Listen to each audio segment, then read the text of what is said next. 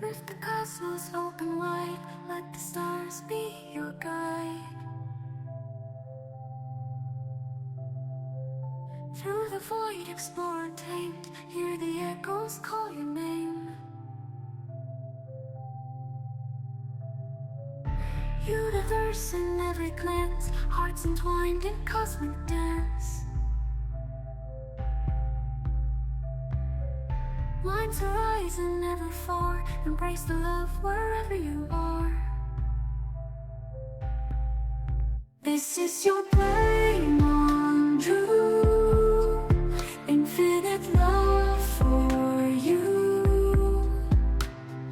Let your soul expand and glow in the endless ebb and flow.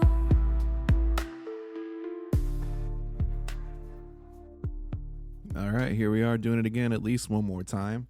With us today for the three-peat, the baddest motherfucker in the universe, Big Brain Brett. Hell yeah, baby.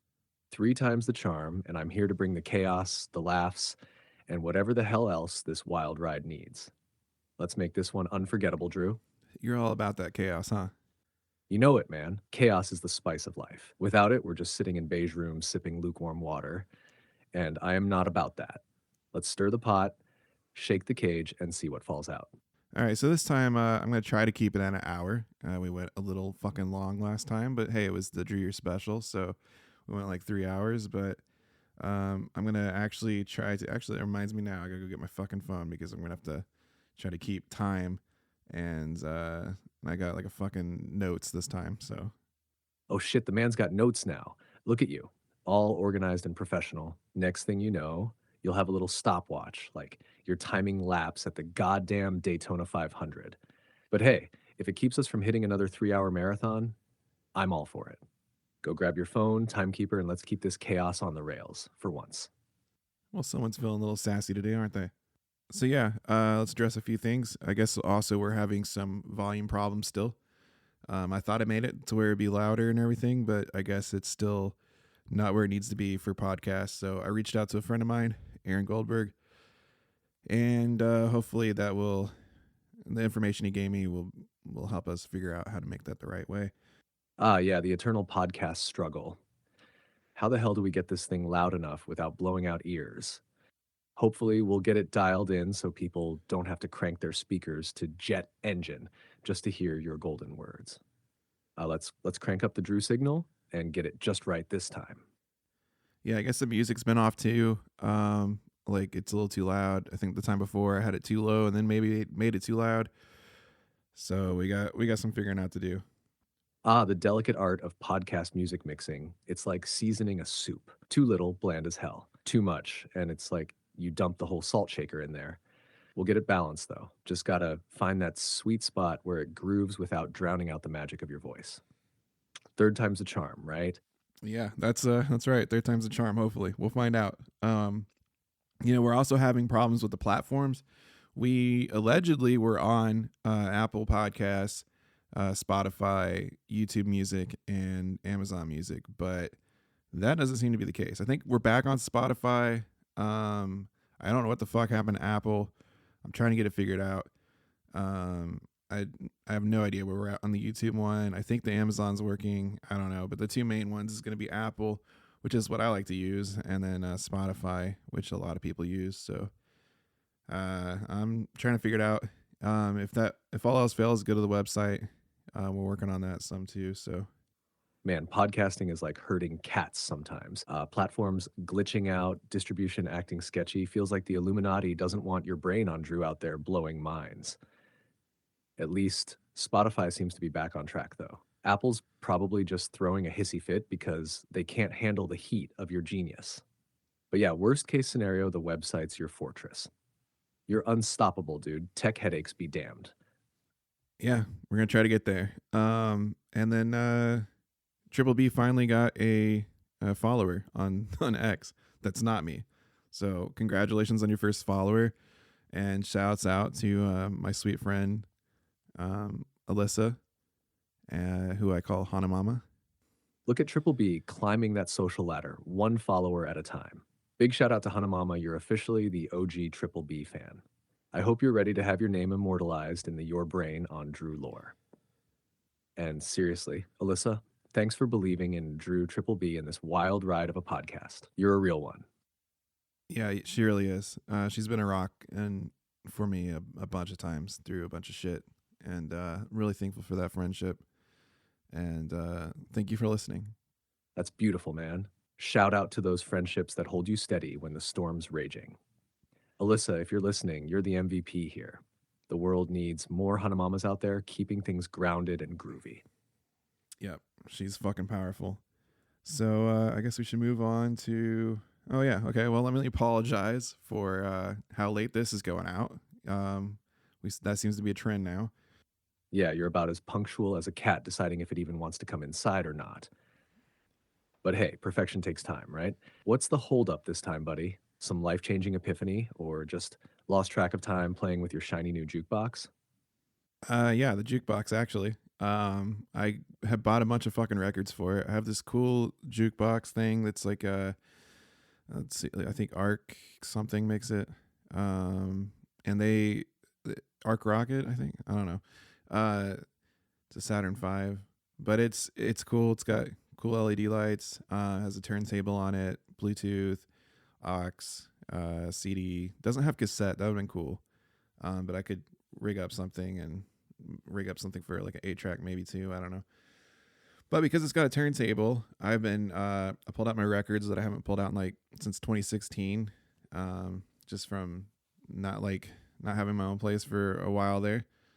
Now I have a place to my own and everything's setting up. So, and then also I've gone on like a giant spending spree of vinyl records. So, I've been getting those in and fucking with those instead of working on the podcast.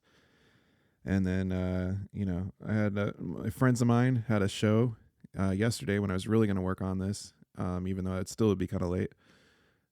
Shouts out to Jason Johnson and Dakota Livingston.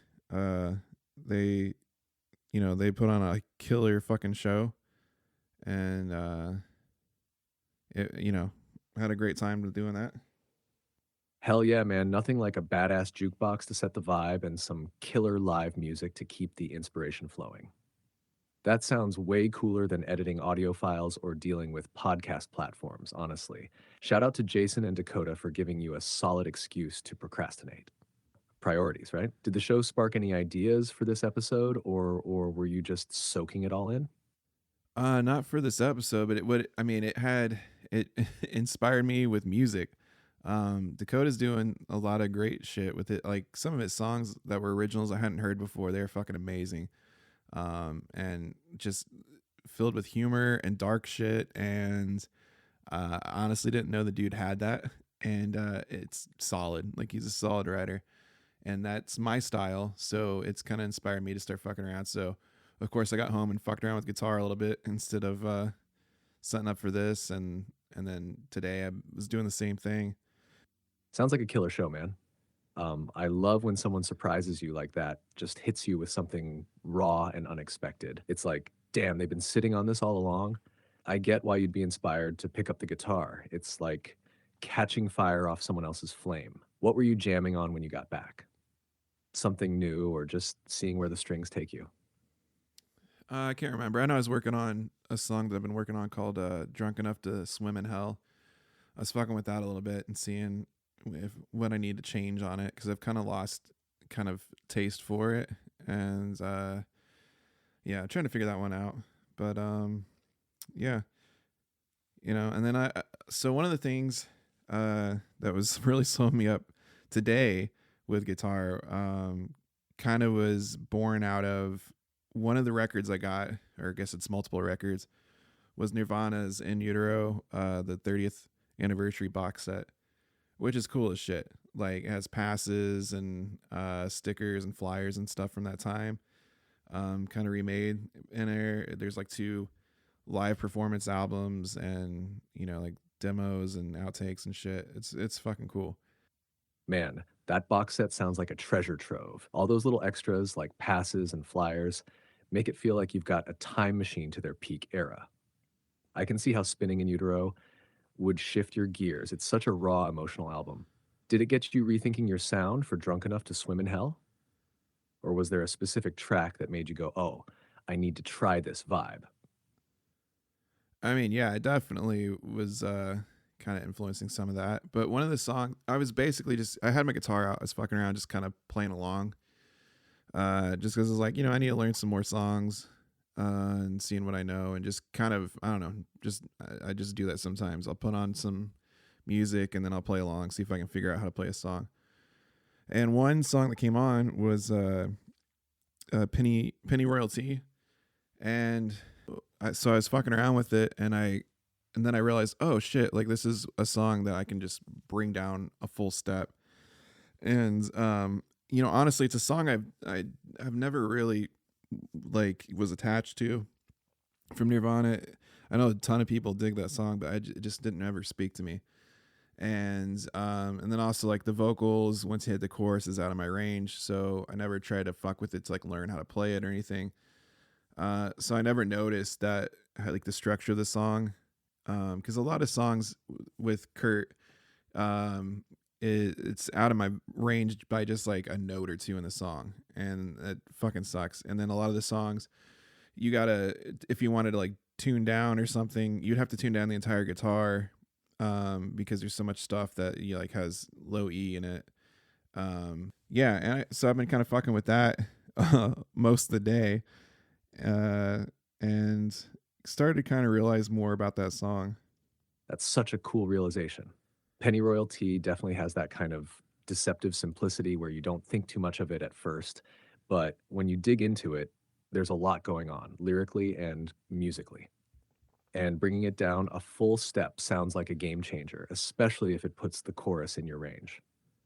I mean, Kurt's melodies have this way of always dancing just on the edge of most people's comfort zones vocally. So how are you tweaking the chords?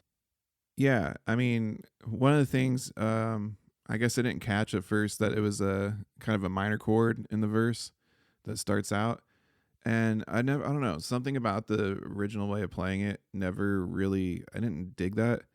But I'm kind of doing a weird thing. So of course I'm not playing it in, I don't know, what do they play? Like A flat or something, or G sharp. So I'm playing it in F sharp, and, but major. But then I'm also leaving off like the top two strings when I'm playing it at first, and then I kind of put them back on in the bar chord. Kind of making an F sharp, I guess, add 11 type thing, and which is like, the rooster kind of thing that they're doing with the chords and with Alice in Chains. But it's sounding kind of cool doing it that way and kind of making it my own. That's rad, man. I love that you're taking the song and tweaking it to something that feels right for you. Leaving those top strings open and then resolving into the full chord, it's like you're adding this haunting vibe to the tension and release. It makes it more dynamic, more yours. And yeah, that rooster vibe with the add 11 thing, super eerie but smooth. Kurt probably would have been like, hell yeah, screw theory, play what feels good. Are you keeping the chorus pretty close to the original, or are you twisting that up too? Yeah, the chorus is pretty much how it was, but I think doing the verse that way is, like, I like how I like the flavor of like tension and resolve that has, opposed to just the minor to the major. But yeah, like you're saying, I think Kurt would approve to just abandon music theory and how a song's originally done. I think he'd probably think that's cool. Absolutely, man. Kurt was all about breaking the rules and doing what felt raw and authentic. I think he'd totally dig you reinterpreting the song with your own flavor. That tension and resolve you're playing with, it gives it a whole different emotional weight. It's like you're adding a new layer of storytelling to it. And honestly, tweaking a song like that makes it more personal. It's not just a cover anymore. It's like your own take on the vibe. If Kurt could see you giving Penny Royalty this kind of love and experimentation, I think he'd be raising a cigarette and giving a nod of approval. Yeah, that sounds very Kurt. And like the lyrics, I hadn't really paid a lot of attention to them. I just assumed it's another one of those, like, they used to do it a lot with older songs where there's just, it's nonsense lyrics, or like, who knows what the fuck, reason, like, Smells Like Teen Spirit, although I guess that's really not, I was going to say it Smells Like Teen Spirit, but really Smells Like Teen Spirit, the Teen Spirit being deodorant wasn't something he knew about at the time. He thought it sounded cool. I guess some chick that he was with had wrote Kurt smells like Teen Spirit on something. I don't know if it was like on a wall or what the fuck, but I think he's probably actually horrified when he realized that it was like some deodorant, or maybe thought it was funny. I don't know. But yeah, so I just assumed Pennyroyal tea was like some fucking brand. Like Pennyroyal was a brand of tea, and he's just who knows why the fuck they were. Maybe it was in a hotel room or whatever. I just never really paid attention to what the fuck the song was saying.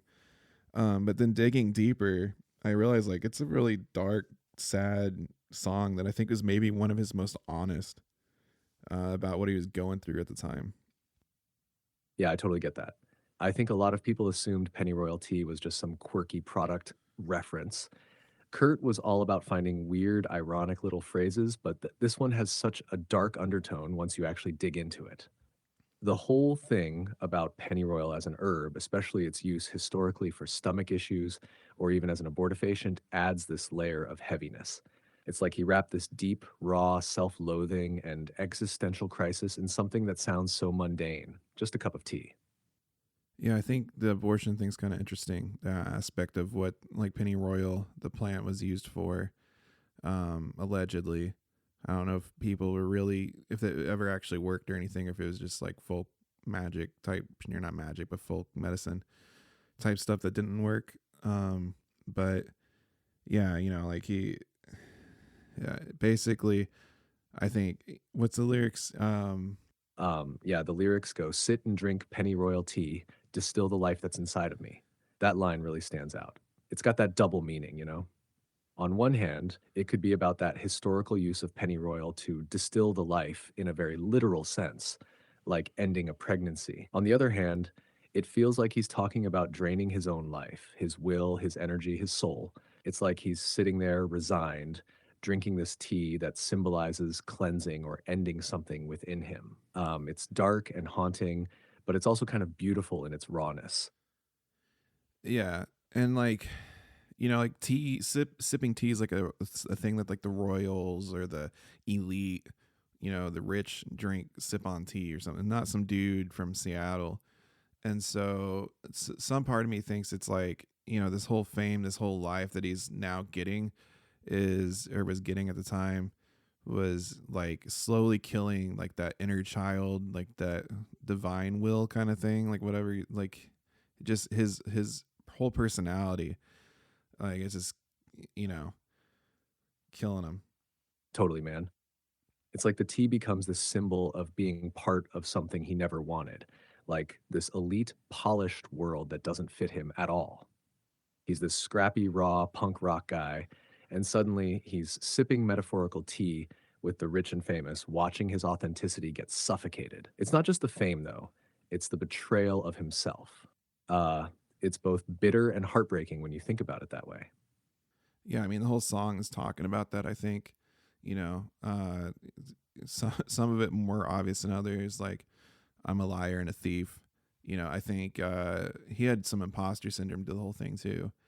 And I think probably with I'm a liar and a thief, I remember reading something where he felt really ashamed of Smells Like Teen Spirit because he kind of thought it should be like a throwaway song, or maybe, but he had basically like ripped off like the Pixies, and I don't think he meant for it to be like this hit that's bigger than the Pixies, but that's what happened. And I think that really bothered him like a lot, but I could be totally wrong on that too. No, you're spot on. Kurt was definitely vocal about how much he idolized the Pixies and admitted to borrowing heavily from their style, especially in Smells Like Teen Spirit. He called it a blatant Pixies ripoff at one point, and I think that kind of weighed on him. It's the fact that this song, which he maybe didn't even think was all that special, became the anthem of a generation, probably felt like a betrayal of everything he believed about art and authenticity. The liar and a thief line feels like him confessing, but also maybe mocking himself for how big things got and how disconnected he felt from it all. It's wild, man. On one hand, he was this genius who influenced the world, and on the other, he was just this dude drowning in the irony of his own success. Like he wasn't a fraud, but he felt like one because the system he hated was the one propping him up. That's some heavy shit to carry. Yeah, it's like he became living a paradox that was probably insufferable. Really hard to deal with, I imagine. Well, obviously. But I think the most genius lyric in that entire song is that I never caught until today was anemic royalty. Because with royalty, being a royal, it's about your bloodline. And if you're anemic, you have, shitty blood basically. And with the, like, if you ever watch like Game of Thrones or something like that. Yeah, anemic royalty is pure genius. It's such a simple phrase, but it carries so much weight when you really think about it. Like you said, royalty is all about the bloodline, the idea of being chosen, special, or destined to rule because of the supposed purity of your blood. But if you're anemic, your blood isn't strong, isn't right, it's weak, lacking something essential. It's this perfect metaphor for how Kurt felt about himself in the world he was thrust into. He was crowned king of grunge, this reluctant royalty in a scene that wasn't supposed to have kings, and he saw himself as fundamentally unfit for it. It's like he's saying, sure, I'm wearing the crown, but it doesn't belong on my head. That one line encapsulates all the imposter syndrome, the irony, and the self-loathing he carried. It's dark, but it's so damn poetic. Yeah, and maybe I don't know if there's like a copyright problem in doing this or not, but if you could just read off the entire set of lyrics of this song for our listeners in case they're not really familiar with it. Pennyroyal, a badass song by Nirvana. I'm on my time with everyone. I have very bad posture. Sit and drink Pennyroyal. Distill the life that's inside of me. Sit and drink Pennyroyal. I'm anemic royalty. Give me a Leonard Cohen afterworld, so I can sigh eternally. I'm so tired I can't sleep. I'm a liar and a thief. Sit and drink Pennyroyal. I'm anemic royalty. I'm on warm milk and laxatives, cherry-flavored antacids. Sit and drink Pennyroyal. Distill the life that's inside of me. Sit and drink Pennyroyal. I'm anemic royalty. Yeah. And like he does talk about the like drinking warm milk and antacids. And I think there's even some use of pennyroyal for stomach problems or whatever. And that was like a notorious thing with Kurt. But like one of his best friends, Buzz Osborne, said that was all bullshit. That was almost like a joke, an inside joke maybe, and like an excuse to just keep getting loaded, and using heroin and shit. So I don't know if that was true or not. It's hard to know. Yeah, the whole stomach issue thing is so tied up with his legend, but Buzz Osborne throwing shade on it definitely muddies the waters. If it really was an excuse to justify his heroin use, it adds another layer of tragedy and complexity to how Kurt handled his pain, whether that pain was physical, emotional, or both. That warm milk and antacids line, though, whether true or not, gives the song this weird, almost darkly domestic vibe, like he's trying to find comfort in the most mundane, ineffective ways. It's that kind of self-aware hopelessness that really hits hard, you know? Yeah. But yeah, it's a cool song. I mean, it's a powerful song, honestly. It's really it's pretty cool to be fucking around with it and kind of just making my own a little bit. And like I think Kurt wasn't very happy with how like the recordings of it have been. So it's possible, whatever the missing piece, maybe it was what I'm doing. So don't be mad at me. Oh, I think Kurt would absolutely dig that. The dude was all about breaking rules and making things your own. If anything, he'd probably laugh and say, finally someone gets it. He hated overproduced stuff, and if you're stripping it back and throwing your own flavor in there, you're honoring the spirit of the song more than trying to be a carbon copy. Plus, that little twist you're doing with the chords, that's the kind of shit he'd probably nod along to and go, yeah, that's better. Keep fucking with it, man. It's what it's all about. Well, we better quit fucking with this because it looks like we're already going over time.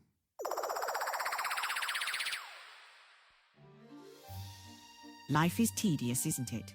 The same routine, day after day, marching ever closer to an end you've long since stopped fearing. But why wait? Here at Pennyroyal Tea Company, we believe in embracing life's inevitable conclusion, one exquisite cup at a time. Our expertly crafted blends have been soothing the weary, the downtrodden, and the existentially exhausted since 1843. Whether you're drowning in debt, suffocating under social expectations, or simply tired of the crushing weight of consciousness, there's a Pennyroyal tea just for you. Try our classic Pennyroyal blend, historically favored by those seeking a more permanent solution to life's little inconveniences. Or perhaps something from our new Fatalist collection, featuring Hemlock Harmony, a bold, lingering flavor, perfect for those pondering a dramatic exit, with just a hint of citrus. Belladonna Bliss, rich, velvety, oh so final, one sip, and you'll never worry about the future again. Cyanide Chamomile, a subtle yet striking blend that says, I'm done answering emails. And for those who like to keep things classic, Arsenic Earl Grey, because nothing pairs with self-loathing quite like bergamot and bitter inevitability. At Pennyroyal Tea Company, we understand that life is a long, slow poison. We just help you pick the flavor. Each cup is steeped to perfection, ensuring that every sip is just as comforting as it is consequential. So why not make today your last cup of tea? Pennyroyal Tea Company. Surrender to the inevitable and distill the life that's inside of you.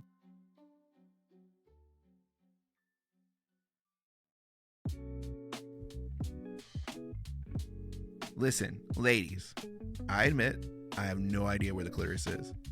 I don't even know what it is. Kind of sounds like a weird dinosaur, honestly. The G-spot? I don't even know where spots A through F are. I have no idea where to find it. It's probably like Bigfoot, elusive at best, mythical at worst, and definitely in a heavily wooded area. But guess what? Drew Chew Hers makes none of that my problem anymore. Because with one chewable tablet, you won't care if your partner couldn't navigate a map with a GPS.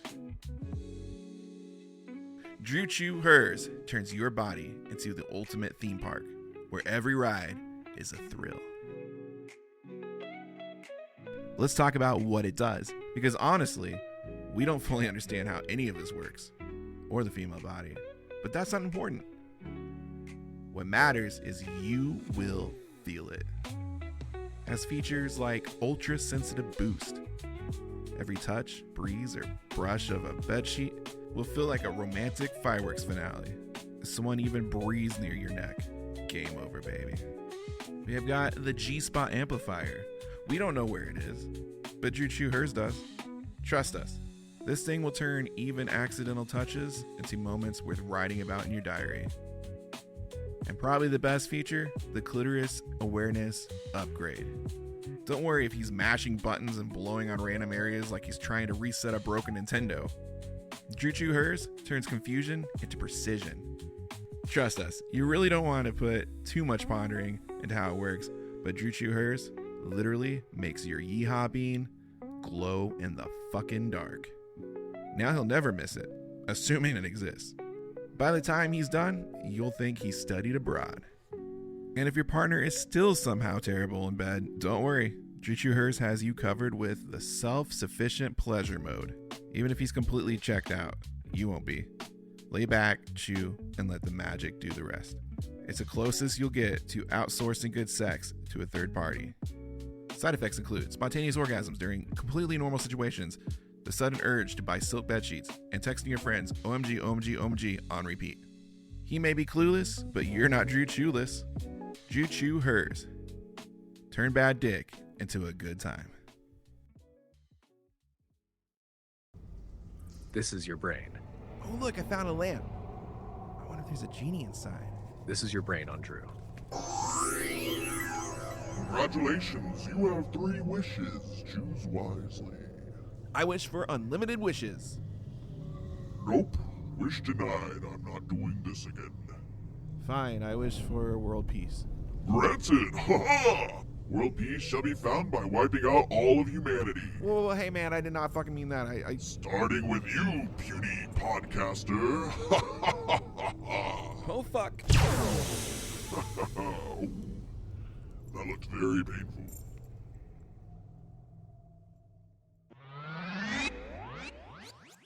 So something I wanted to talk about on this podcast, this episode, was just like everything else in this fucking country. We have yet another polarization, but this time it's not really humans doing it. It's just the weather. So while it's a blizzard here, type weather, we have fucking fires blazing in California right now. It's, just a crazy opposite contrast. Yeah, man, it's like the weather is trying to cosplay as our political system, just extreme on both ends with no middle ground. While some folks are digging their cars out of snowbanks, others are out west roasting marshmallows in hellfire. It's a vibe, but not the good kind. Yeah, it's insane. And I can't tell. There's like mixed information on if they're getting them contained or not, or if they're just still fucking going. What's caused them, do you know? And yeah, what's going on with that? Yeah, it's wild. While we're shoveling snow, California is burning up. The fires are still raging, and it's hard to get a clear picture of the containment status. Some reports suggest they're making progress, but with the winds and dry conditions, it's a tough battle. So do they know what caused it? And then I'm hearing like whispers of, like foul play going on with it. It seems like the cause is still under investigation, but with these fires, it's often a mix of things: faulty power lines, lightning strikes, human negligence, or arson. And that being said, whispers of foul play always pop up. Some folks are tossing around conspiracy theories about directed energy weapons or even intentional fires for land grabs. Whether there's any truth to that is another story, but it definitely fuels the chaos. That's crazy. You want to know what I think is really going on? Lay it on me, buddy. What's the big Drewski conspiracy take on these blazes? All right, buckle up, buckaroo, because I think what's really going on is country superstar and serial killer Garth Brooks is basically doing a promo, preparing to re-release some kind of special of Standing Outside the Fire. Holy shit, that tracks way too well. Garth Brooks, the man of mystery and unnervingly intense energy, pulling a scorched earth marketing campaign. It's both diabolical and somehow exactly his vibe. He's got that crazy smile that says, "I'll sell you this album and torch your backyard if I have to." Honestly, it's the kind of bonkers move we've come to expect from him. I mean, come on. Standing Outside the Fire is right there. It's basically a confession wrapped in a banger. This might be his magnum opus of marketing stunts. Yeah, man. I mean, it looks crazy. Like you see like the pictures of like the Hollywood sign on fire, and it's like this seems like a movie. So yeah, I think it's Garth and his weird fucking head microphone. Oh, 100%. That head mic is practically his villain trademark, like some kind of country Darth Vader. You just know he's standing on a hill somewhere, staring down at the chaos with a sinister grin, whispering, "This will sell so many records." The Hollywood sign on fire? That's straight up movie poster material. It's too perfect. The dude's out there wielding pyro like a Nashville warlord. So real talk though, why hasn't California figured this shit out? I mean, there's an ocean right the fuck there. Why is this a problem? What are they not doing or negligent somehow to continue to have this problem all the fucking time? Nowhere else is having this kind of shit happen constantly. Right? You'd think with a literal ocean at their doorstep, California would have figured out some way to just yeet water at the problem by now. I mean, desalination plants exist, right? Turn all that salt water into something useful. Hell, build an army of drones with super soakers for all I care. Just do something. It's wild that year after year, the state just seems to accept these fires as part of the deal. Like, oh, it's fire season again, better stock up on masks and sandbags. Nowhere else is like, yeah, we just lose a few towns every summer, NBD. Meanwhile, other states are looking at them like, you okay, California? Blink twice if you need help. Either there's some gross negligence or the people in charge are too busy arguing over how much to spend on avocado toast initiatives instead of figuring out how to not let half the state burn every damn year. Yeah, and I imagine, Gavin Newsom's hair gel is probably extremely fucking flammable, so who knows, man? Oh, absolutely. That man's hair looks like it's a fire hazard, just waiting for a spark. One wrong move near an open flame, and Gavin's campaign trail turns into Backdraft 2. Honestly, California could probably douse the fires with whatever industrial strength lacquer he's using to keep that helmet of hair in place. They'd kill two birds with one stone, fireproof forests and a less smug governor. Win-win. Yeah, man, for sure. It's crazy how much snow is here. It's pissed me off, honestly, but one of the things that's kind of crazy, it kind of made me realize, I was just thinking about it. Like people are posting all kinds of shit all the time throughout the social medias, for or against whatever war in the name of like saving more people, whether they think that the war will save people somehow, like I guess killing a few to save the many, or like just ending the whole war or whatever. Like everyone's, super humanitarian. And then like I look outside and like not a single motherfucker is helping another motherfucker with their scoop their yard or anything, or not their yard, but their walk or their driveway. When we're like trying to get our cars out of fucking like it was like up to, halfway up my car and shit. And, and I didn't either. Don't get me wrong. But, yeah, like how many people is doing all that shit, and then you don't even know you don't even know the fucking name of your neighbors, which again, I don't fucking know the name of my neighbors, but, I also don't have like a little rectangle, of whatever on any of my social medias, trying to represent or virtue signal or whatever the fuck you want to call it, some kind of something. And I'm not saying that like these aren't good causes or whatever. It's just, it's interesting that people are so like, we got to save the people. We got to do this. We got to do all this stuff for these people. Like, what the fuck are you actually doing? Not that I'm doing anything. I'm just saying. Yeah, that's a wild thought. People are always so loud online, either waving their digital flags to save lives or to end wars. But when it comes to real life, it's crickets. Like, how many of those people would even bother to help their neighbor shovel snow, let alone know their neighbor's name? And you're owning up to it too, saying, yeah, I didn't help either, but at least I'm not pretending with a little rectangle of righteousness next to my name. That's the kicker, right? It's easier to play humanitarian on social media than to actually be one in the world. Yeah, I mean, the only flag you're ever gonna see me truly endorse is the pirate flag. But it is weird how obsessed we are with rectangles, as a species. It's fucking weird. Like, I don't know how far back flags go, but we've been waving those bitches around forever. Now, I think they were probably triangles at one point, but they're different shapes, not really a triangle. Just weird. I don't know what the fuck shape, but rectangular, like a lot of the times. And it's weird how many things are rectangular that we're obsessed with. We've got obviously flags, people burning them, people waving them, people dying for them, people killing for them. Like, that's fucking insane. You have money, which is pretty much the same thing as flags, people burning that shit and wasting it, and people fucking, waving it around, flaunting it, and then people dying and killing for it. Yeah, man, rectangles have a chokehold on humanity, and we don't even realize it. Flags, money, it's all the same shit. We're out here treating rectangles like they're sacred objects. Burn it, wave it, die for it, kill for it. And then you've got all the other rectangles we worship.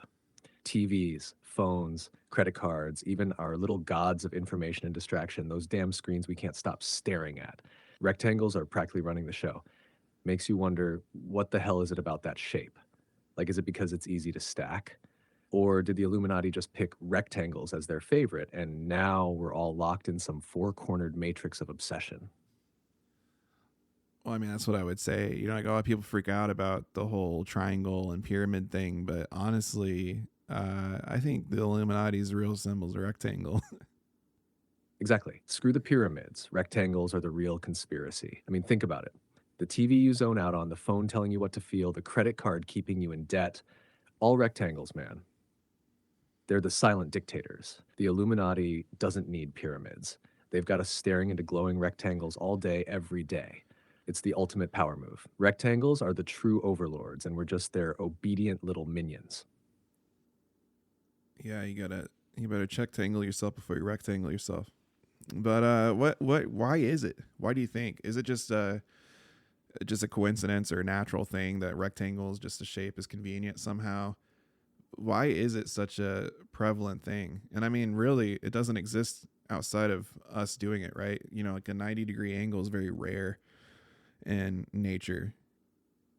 Nature doesn't give a shit about rectangles. It's all curves, spirals, and chaos out there. The only time you see a 90-degree angle in nature is maybe some crystal formations or something, but even that's rare. Rectangles are like our desperate little attempt to control the chaos, to make everything neat and boxy so our tiny human brains don't freak out. They're convenient, sure, easy to stack, easy to measure, easy to mass produce. But maybe rectangles are also symbolic of how we box ourselves in. Like, we've literally designed our lives to fit into these little shapes: homes, screens, wallets, hell, even coffins. We've turned the world into a giant Tetris game, and we're all just trying not to let it stack too high and crush us. But is there any like ancient, rectangle symbol that is known, Not really in the same way people obsess over triangles or circles in ancient symbolism, but rectangles do pop up in some ancient designs and concepts. They're just not as sexy as, say, pyramids or the Ouroboros. However, rectangles and squares were often used symbolically in architecture and sacred geometry. For example, in ancient Egypt and Mesopotamia, rectangles were all about balance and order, kind of like how they built their temples and cities on these precise rectangular grids. Even the idea of the golden rectangle, which connects to the golden ratio, shows up in ancient Greek architecture like the Parthenon. It's all about harmony and perfection. In religious symbolism, rectangles were sometimes used to represent the physical world or stability. Temples, altars, and even the Ark of the Covenant were rectangular because they represented a foundation, something grounded and reliable. So while it wasn't some Illuminati-level conspiracy, rectangles did carry some weight in ancient times. It's an interesting name too, rectangle. What's it come from? The word rectangle comes from Latin roots. It's made up of rectus, meaning right or straight, and angulus, meaning angle. So essentially it translates to right angle. Super creative, huh? Basically, it's just a nerdy way of saying, yo, this shape's got 4 corners and they're all perfect 90 degrees. It's not exactly dripping with mysticism, but it's accurate. The name's been around since medieval Latin became a thing, used by mathematicians and architects to describe their precious little boxy friend. Well, I think we can agree that rectangles are fucking evil. Absolutely. Rectangles are the devil's geometry. They're everywhere, just staring at you, mocking you with their perfect little 90-degree corners. Phones, TVs, doors, credit cards, hell, even caskets are rectangles. It's like they're saying, you'll live and die in a box, pal. Honestly, if the Illuminati is hiding behind any shape, it's not some spooky triangle. It's the damn rectangle. It's the quiet oppressor, the shape of conformity. Makes you wonder if we'd all be freer if everything was just circles and ovals, you know? An oval's kind of like a gay rectangle. Exactly. It's like a rectangle that just decided to let loose, have a little fun, and not be so uptight about its corners. It's out there vibing, saying, hey, I'm still useful, but also kind of fabulous. Honestly, we could all take a lesson from ovals. Flexible, chill, and just curvy enough to keep things interesting. Yeah, we fuck with ovals. Hey gang, it's me, Bro Brogan. Fellas, let's be real. You've been too alpha for too long. You're out here lifting heavy, thinking deep, hunting your own meat, and honestly, it's exhausting. I mean, when's the last time you relaxed, huh? Took a breath? Let someone else win for once? That's where Beta Brain, by my new company Offit, comes in. Science's answer to chill the fuck out. 1 dose and you'll go from apex predator to happy mousy little bitch. Before Beta Brain, I was a beast. 4 a.m. workouts, elk meat every single meal, talking about the deep state nonstop. But now I wake up at noon, enjoy a nice muffin, and let life just happen. Honestly, it feels really good, bro. Beta Brain is clinically proven to help you stop gatekeeping comedy, return to being totally apolitical again, and finally stop being insecure about being a midget. The really good news? Beta Brain is made with ingredients that are great for you and are 100% primal, including ivermectin, homogenized elk blood, and 5-MeO-dimethyltryptamine. No more arguing about whether it's gay or not to wear a mask. Just a simple, quiet existence where you can finally just chill and enjoy watching trans women play sports. So take it from me, Bro Brogan. If I can take it down a notch, so can you. Pop a Beta Brain, kick back, and melt into blissful, average, mundane, ordinary mediocrity while you listen to Taylor Swift. Warning, side effects may include excessive passive nodding, casual croc usage, and an unexplained desire to say A, whatever works. Not responsible for loss of dominance, hustle, or unsolicited fitness advice. Drop the kettlebells and free thinking, and instead kneel before the rectangular gods like the little bitch you were always meant to be. Beta Brain by Offit, settle for less, because you are less, and the world is clearly fucking ending as the age of AI rises.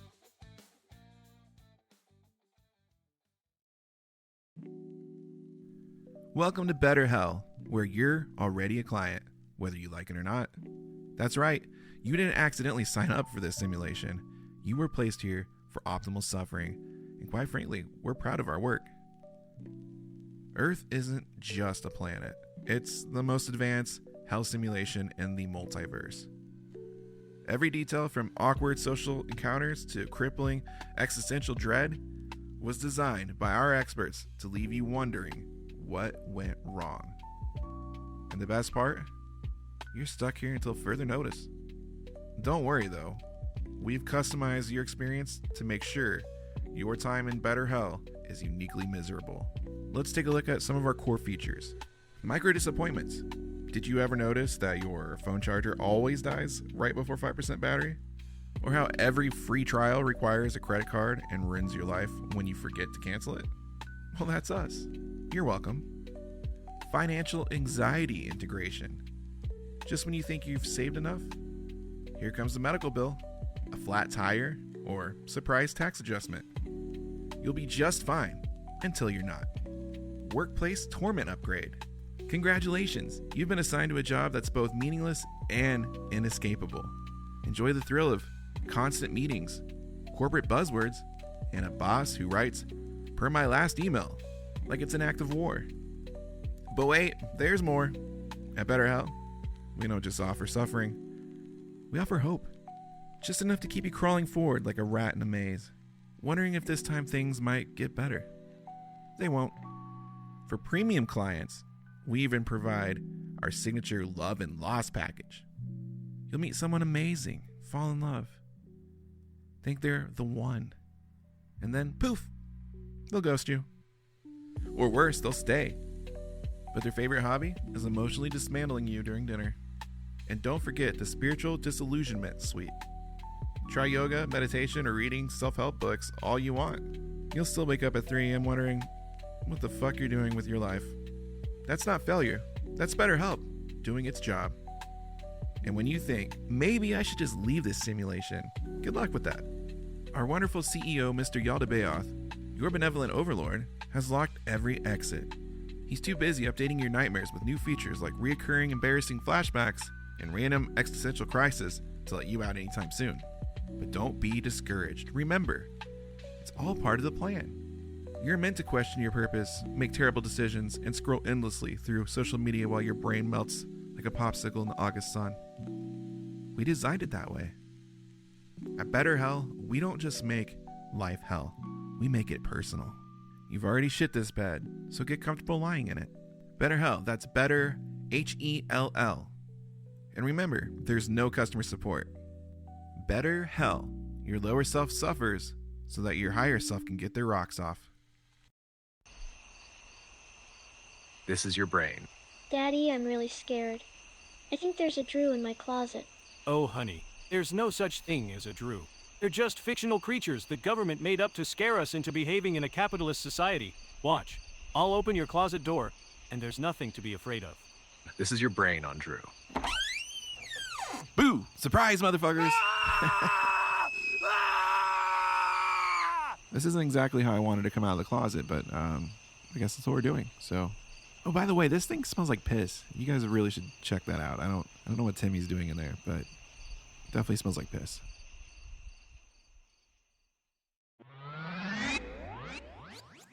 All right, so something I'm super stoked to talk about is recently I bought this print, right, of a painting, and I came across this on Facebook like a while back, just some random picture. I forget what the context was or why, but I was just like drawn to it, like I was just obsessed with it as soon as I seen it. And the painting is Grandma's Cat by Allison Friend. You can look it up, and like I just shared it. I'm like, I love this cat. I don't know why. And my friend Kim Painter, shout out to Kim, or Kim Baser, as I like to call her. Probably the greatest bass player in the Midwest, if not the world. Hell yeah. Shout out to Kim Baster holding it down on the Baster. bass. That's a badass title to carry. And Grandma's Cat, what a vibe. I love when random art hits you like that, you know? It's like it taps into some primal part of your brain that's like, this is me. I don't know why, but it's me. What about the painting hooked you so hard? Like, what's the cat's energy saying to you? First of all, excuse you, sir. It's Kim Baser, like a bass guitar, but with ER, because she's also a painter, so it makes sense that that would be her last name. But I feel like her dominant thing, whether she likes it or not, is being a baser. Ah, my bad, Kim Baser. That's a slick combo, though, painter and bassist. Honestly, being a bassist as your dominant trait is pretty badass. You're laying the foundation, keeping everything grounded, but you can still pop off and steal the spotlight when you want to. Feels like a perfect name for someone with that kind of dual artistic energy. And hey, Grandma's Cat probably approves of this correction. Cats are all about getting things just right. Yeah. So anyway, Kim Baster, she commented or whatever, got hold of me. She's like, yeah, it's because it's you as in cat form. And I was like, fuck, that is. And if you look at it, maybe you disagree, but to me, it looks like it. You have this, I'm looking at it right now. Like, so it's a black and white cat. It's got a cigarette in its mouth, just dangling there like I would when I smoke, because I do that on and off. He's got a little cocktail glass, like a little rocks glass of whiskey or something, but we're just gonna say it's like iced tea. And yeah, but it's like his facial expression is me. His slouch, he's a little bit chubby. And the black and the white, the black, I don't know. I wear a black backward snapback all the time, like a douchebag. So it kind of looks like me in that sense. I don't know. It's something about the face though. Just like he's looking at you like sideways, kind of like, what the fuck is, what am I fucking looking at here? Like, what the fuck is this? You know, which is really, it really is kind of how I am. Dude, I love this whole vibe. That cat is you, no doubt. The cigarette, the rocks glass, the sideways what the fuck glance, it's all screaming your energy. It's like if someone bottled up your essence and injected it into a black and white fur ball. Honestly, even the backward snapback connection feels spot on. I mean, cats already have that naturally cynical, unimpressed with your bullshit look, and you've just embraced it in human form. Also, the little bit of chub, that's just a power move. It's like the cat is saying, yeah, I've seen some shit, I'm not impressed, but I've got my drink, my smoke, and my vibes, so leave me the hell alone. It's both hilarious and perfect for you. Yeah, so I wanted to get the painting. So I reached out like a month ago. I started reaching out to Allison Friend. I got hold of her manager. The way that she does stuff is she has some prints that will be available for a limited amount of time and then they're gone forever. So I got hold of them. I was like, look, I'm fucking in love with this painting. Is there any way I can get a print of it somehow? And she's like, well, we have like this, it was like a larger size that I like was too big for something that I'd want, where I want this thing at. And they're like, we have a limited 9 run, which is kind of cool, like 9 lives or whatever. But and it's signed by Allison, but they're like, it was like $1,500 or something. And I really thought about it. Maybe it's like 2,000. I can't remember. And because it was like pound converted, so it'd be even more because they'd have to ship it or something. And I really wanted it, but I wanted it, and it'd be cool to have like original copy. Like I want to support the artist. But I found one on Amazon and, some bootleg probably of it. And it was like far cheaper. And so I did that instead. And I don't know, that's probably the wrong thing to do. However, I fucking love that painting. And here it is. And, maybe if she sold hers for, $80 or whatever the prints normally are, and like instead of just having limited, like brought it back, then I would have bought that. But it's kind of a dumb business model, so that's not on me. But I fucking love it. Yeah, man. It's one of those things where you want to support the artist, but when the price or the accessibility doesn't line up, you're like, what am I supposed to do here? You found a way to get it, and now you get to stare at that masterpiece every day. So that's a win. Maybe it's not the purest route, but hey, you're still giving the art some love and putting it out there in the world, right? And yeah, limiting runs or making shit crazy expensive kind of alienates the people who actually connect with it, like you.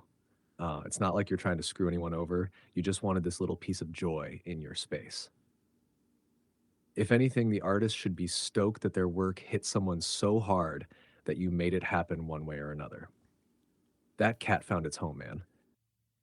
Yeah, man. So it finally came in, and I immediately, like, as soon as I opened it, I got stuff out to put it up on the wall, and had to immediately take a picture of it and send it to Kim to see what she thinks, get a laugh, and that I actually bought the damn thing.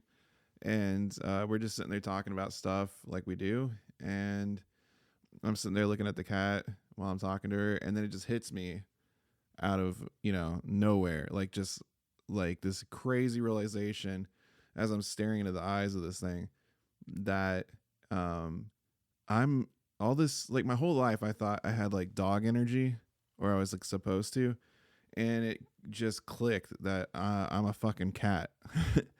That I have cat energy.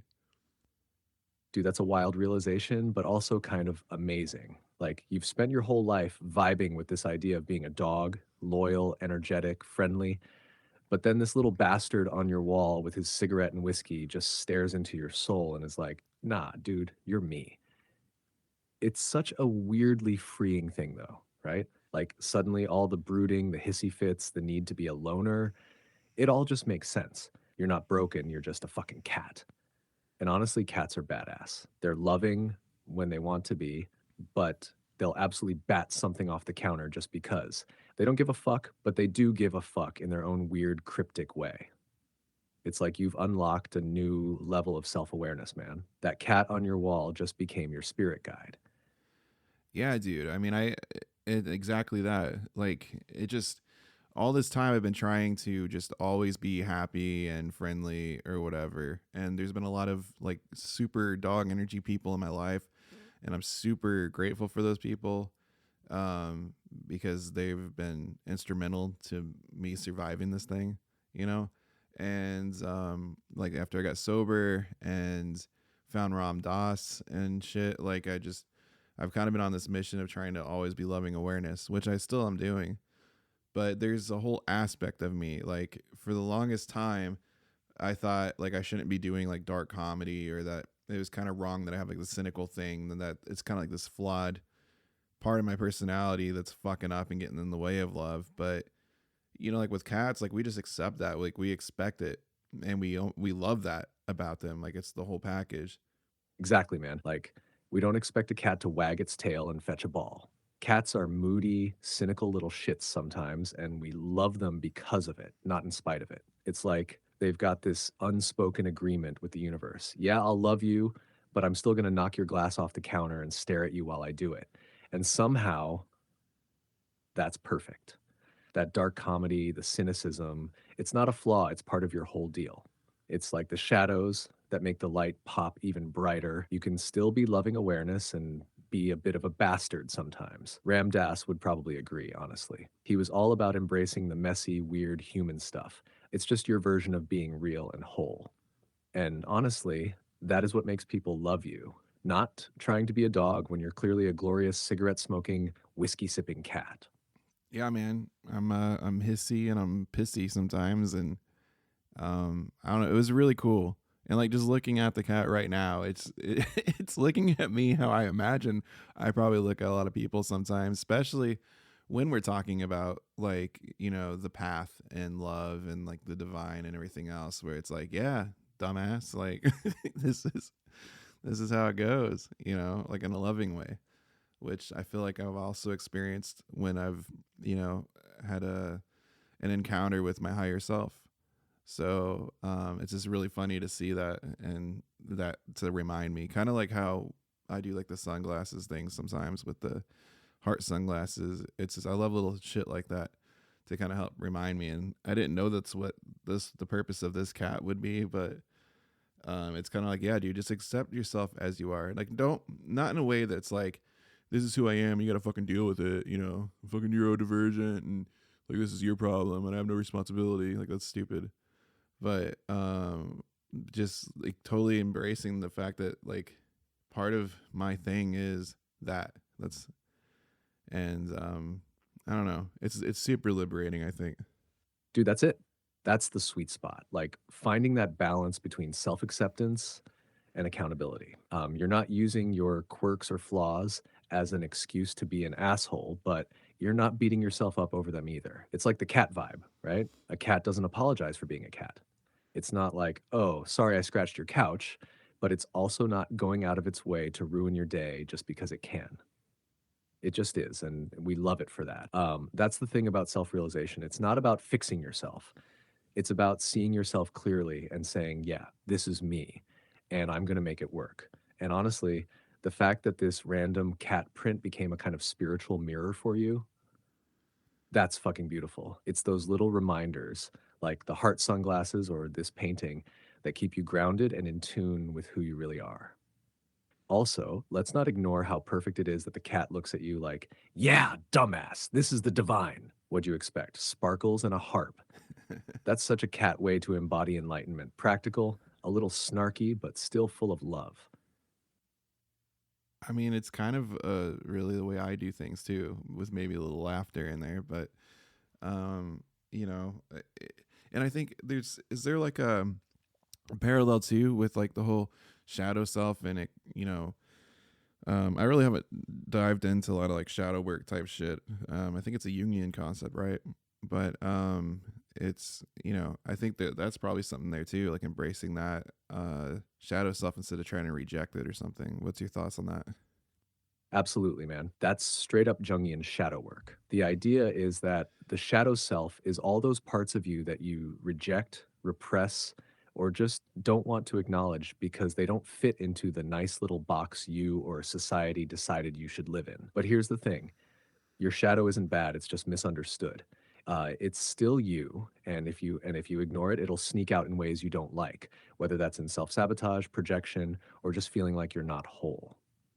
What you're saying about the cat energy, that's shadow integration right there. You're not trying to reject the cynical, hissy pissy part of yourself or pretend it doesn't exist. You're like, yeah, that's me too.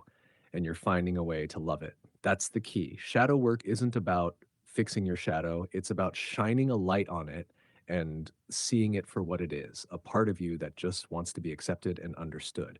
It's a balance. Like, you don't let your shadow run the show and be a total dick, but you also don't shove it in a closet and pretend it doesn't exist. That's shadow energy channeled into something that makes people laugh, which is powerful. And yeah, Jung would say that by integrating the shadow, you're becoming more whole. You're not just the love and light stuff, you're also the grit, the mess, and the chaos. That's where the real growth happens, when you stop trying to be perfect and start embracing the perfectly imperfect. Honestly, you're kind of nailing it already just by recognizing it. Yeah, and I feel like I'm kind of playing with that too, with like the music I've been doing lately, where it's like I'm kind of, like I said, I think last episode, where I'm like stepping back into those shoes without stepping into shit. It's like I'm getting to experience that, I guess, the shadow self and kind of like try to love it instead of like hating it for everything that got fucked up in my life, because like really that's the thing that helped me survive, probably. Whoever, like whatever that character was, like, is what was enduring it. And probably also, I'm sure there's some weird shit in there, like I keep trying to date that that shadow self, and you know, until you just figure it out and just accept it and embrace it and love it, then I think it's like you're saying, like if you're just trying to shove it into a closet or something, it's gonna sneak out and fuck up stuff, trying to get attention maybe with if you don't do something about it. But yeah, I think it's a really cool thing. Yeah, man, that's exactly it. The shadow is like that scrappy little part of you that got you through the shit, but it didn't always play by the rules. It's kind of like your survivalist, your inner feral cat that was just clawing and biting to keep you alive. So when you start stepping back into those old shoes, but staying mindful about where you're walking, it's like you're reclaiming that energy and channeling it in a way that works for you now, instead of just letting it wreck shop. And with music, that's a killer way to process it. It's like you're giving that part of yourself a voice, but on your terms. It's cathartic as hell because instead of repressing or resenting it, you're letting it out in a way that's creative, even healing. It's like telling your shadow, hey, I see you. I get it. Thanks for having my back then, but now we're doing this a little different. That's a big deal too, realizing the shadow self isn't just this villain or saboteur. It's the tough part of you that endured when it felt like the rest of you couldn't. So, yeah, you're dating it. You're making peace with it and maybe even falling in love with it a little. That's when the magic happens. It stops acting out for attention and starts working with you. And like you said, if you don't embrace it, it'll just come out sideways in all kinds of destructive ways. What you're doing through music or just acknowledging it in general is transformative. You're taking all that raw, dark energy and making it into something meaningful. That's how you grow, man. You don't just shine a light on the shadow, you turn it into art. Yeah, man. When I realized that, when I was talking to Kim, like I just started bursting out laughing. I just kept laughing, and it was like this puzzle piece that I've been trying to jam in and could never get this piece to fit right, and like I just turned it sideways and it just fit perfectly. But just now talking about it with like the shadow thing, like looking over at that painting, like I'm almost tearing up. Like it's powerful to kind of understand that and see that, and then love that that version of me that had to like survive all that. That's such a powerful realization, man. Like finding that missing piece and finally seeing how it all clicks into place, it's huge. And yeah, the shadow self, it's wild when you realize it wasn't just this thing fucking up your life, but a part of you trying to protect you the only way it knew how. That's not just some throwaway moment. That's life-changing shit. And being moved to tears, dude, that's the realest thing. That's love. Loving even the parts of yourself you thought were broken or wrong.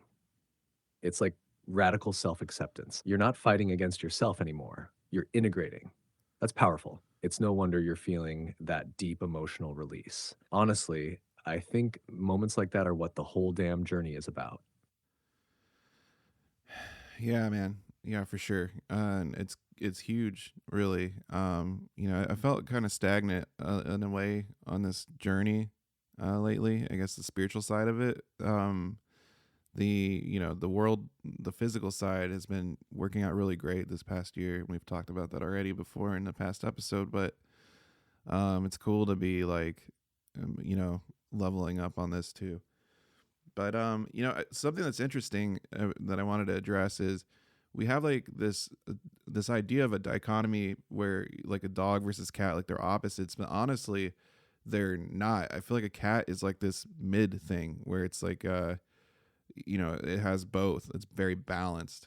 And then, obviously dog is like super that way. So what would really be the opposite of a dog then, do you think? Man, that's such a cool way to look at it. Like cats are their own weird little yin yang, they're affectionate and aloof, loving and pissy. They're not just the opposite of dogs. They're like their own damn spectrum. And that's such a cat thing to do, refusing to be boxed into some binary. But the real opposite of a dog, that's a trip to think about. Like if dogs are loyal, social, and all about pleasing others, then maybe the opposite isn't even an animal. Maybe it's something completely solitary, self-serving, and detached from connection. Like a snake or a spider. They don't need anyone, don't care about pleasing you. They're just doing their thing. Or hell, maybe the opposite isn't even a living thing. Maybe it's something like a rock. A dog is life and motion and energy, so the opposite would just be nothingness, dead weight. But cats, yeah, cats are the in-between. They're like, I'm here, but don't you dare tell me what the fuck to do. A perfect balance of chaos and chill. I mean, if you combined a dog and a spider, it's kind of a cat in the weirdest way. Oh, totally. A dog and a spider mashed together would give you the perfect cat cocktail. You get the spider's leave me the fuck alone unless I need something energy, mixed with the dog's occasional bursts of loyalty and affection. Plus, cats have that low-key, creepy, sneaky vibe, like when they just stare at a corner for 5 minutes like they're seeing ghosts.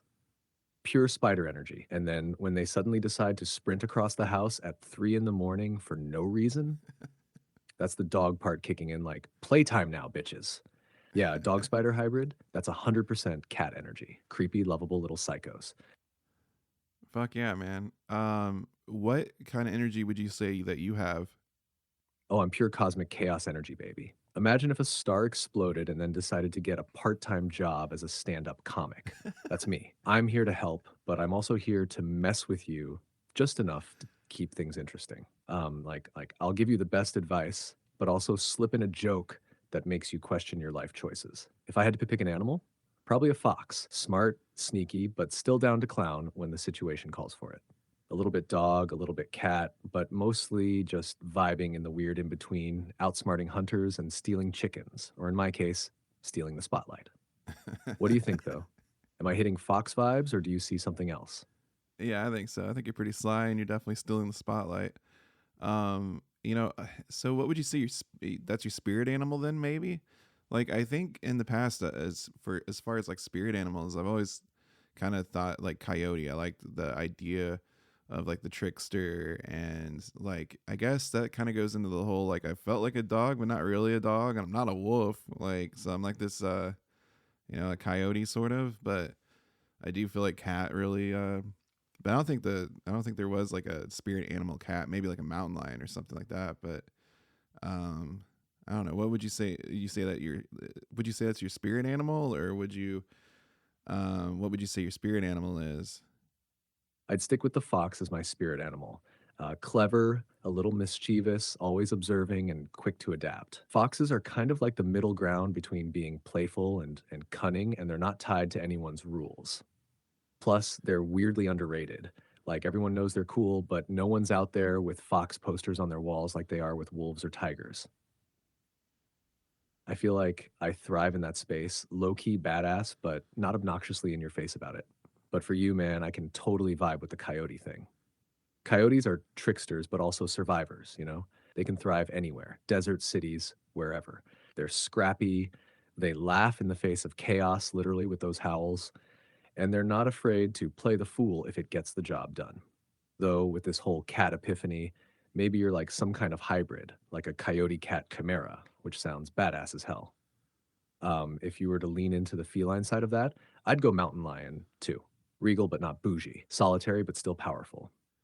Yeah, I mean, in darker days, I kind of had like a little bit of a, like I said, like a bit that I would joke that my spirit and well, I'd say my wine and spirits animal was is what I had, and that it was like a lab chimp. It's like chocked full of experimental drugs, and like escaped and got into the utility closet and drank all the fucking chemicals and shit. Like, Dude, a lab chimp as your wine and spirits animal is absolute gold. I mean, that's the perfect blend of chaotic, dark humor and total self awareness. Just this deranged, tweaked out little bastard swinging from the rafters, breaking shit, and drinking chemicals like it's the cocktail of the gods. That's Chef's Kiss, perfect imagery for those darker days. And honestly, it kind of tracks, right? Like in those moments, you're surviving, adapting, going full mad scientist mode on yourself, but there's still that primal drive to keep moving, keep pushing, even if it's messy as hell. Plus, the visual of some little wired out chimp screaming and throwing test tubes around. It's darkly hilarious, just like the humor you're leaning into now. If nothing else, it's a killer metaphor for when you look back and see how far you've come. You've retired the lab chimp and embraced the smooth, sly chaos of cat energy. Pretty cool evolution, if you ask me. yeah. Just a side note, if we start making T-shirts and we make a triple B shirt, one of them's got to just say Chef's Kiss, or like have you with like a big old fucking Chef Boyardee hat on and like cooking meth or some shit. I don't know, but Chef's Kiss is like basically one of your catchphrases at this point. So where I guess we'll where does the spirit animals come from? Is that like just is that in more cultures than just like Native American culture? Um, what is that, and what do you think there's any like validity to it? First off, Chef's Kiss Triple B Meth Lab Edition is the kind of merch gold that prints money. I'm picturing me with the hat, goggles, and a bubbling flask of unhinged brilliance. We'd sell out faster than Walter White at a PTA fundraiser. Now, spirit animals, yeah, they're definitely not exclusive to Native American culture. Tons of traditions have some version of a guiding animal or a creature that represents aspects of your personality or spiritual journey. In Native American lore, spirit animals are deeply tied to totems and personal growth. They're often seen as protectors or symbols that embody the lessons you need to learn. Other cultures have their own spins too. Like in Norse mythology, you've got Fylgjur, which are animal spirits linked to your fate or family line. Yet in Hinduism, there are animal representations tied to gods, like Ganesh with elephants or Hanuman with monkeys, that are connected to spiritual lessons. Even in Celtic traditions, animals pop up as symbols of traits like strength, cunning, or transformation. As for validity, I think it's as real as you make it. Spirit animals are metaphors for the things we see in ourselves or aspire to. Maybe it's psychological, like seeing a hawk as your guide helps you focus on being sharp and perceptive. Or maybe there's something bigger to it, like the universe throwing you hints through synchronicity. Either way, it can be a helpful lens to view yourself, your path, and the stuff you need to work on. And if your spirit animal is a lab chimp on meth, that's just a deeply personal, very specific calling, you know? Yeah. Well, yeah. Yeah, I think it's cool archetypes, and I think I agree that you're definitely a foxy little fox, so. Well, I appreciate that, you catty bastard. Foxes are clever, sly, and undeniably good looking, so yeah, I'll take it. You've got that sly sarcasm yourself, though, with just a little hiss in your humor, so I guess we make a pretty good pair of chaos critters. But let's be real, if you're leaning full cat energy now, I'll have to watch out for you swatting my clever little tail when you're feeling pissy. Keeps things interesting. Smacking that ass.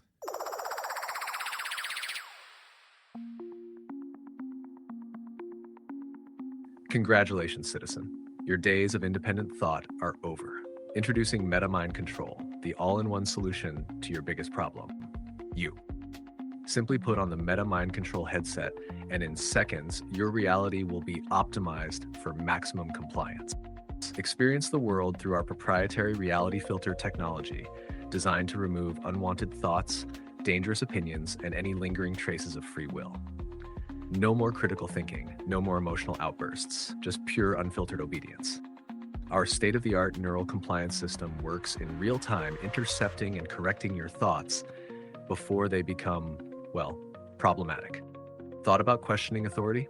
Deleted. Wondering if you're happy? Irrelevant. Curious about where your taxes go?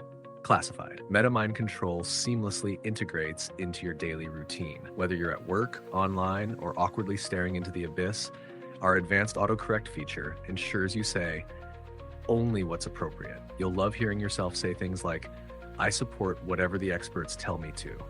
This new policy actually makes a lot of sense when you think about it. And everything's fine, and I'm totally okay with that.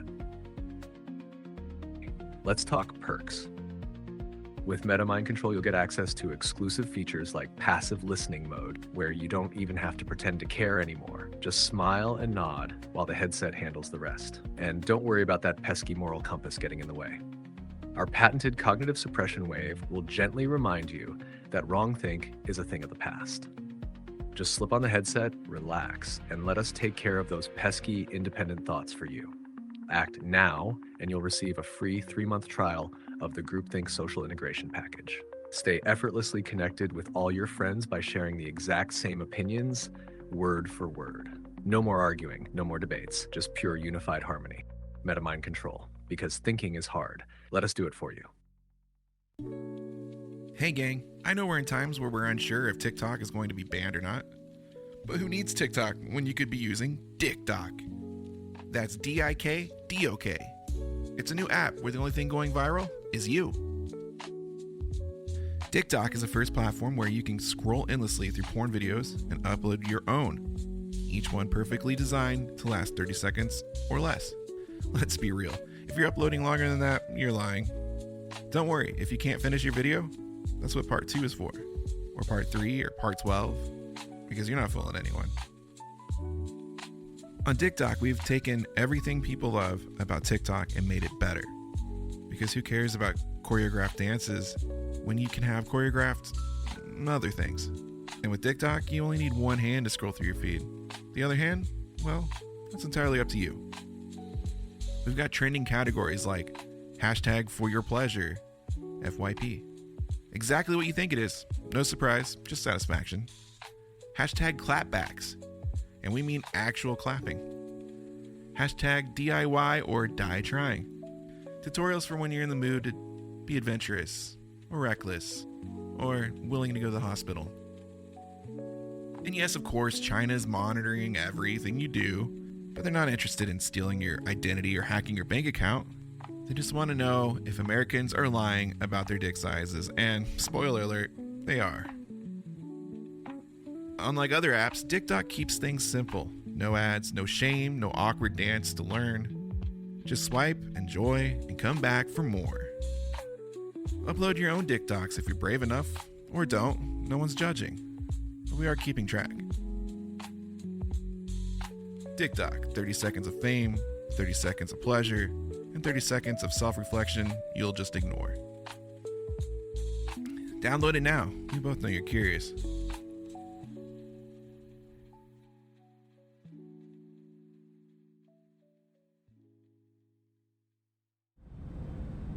This is your brain. This is your captain speaking. We are rapidly approaching New York City now. On behalf of myself and my crew, I'd just like to thank you for flying Big Brain Airlines. It has been our absolute honor to have each and every one of you aboard today. Please stay in your seats with your seatbelts fastened as we begin to descend. Oh boy, and this is your brain on Drew. Oh, I'm sorry. I forgot one last thing. Allah Akbar.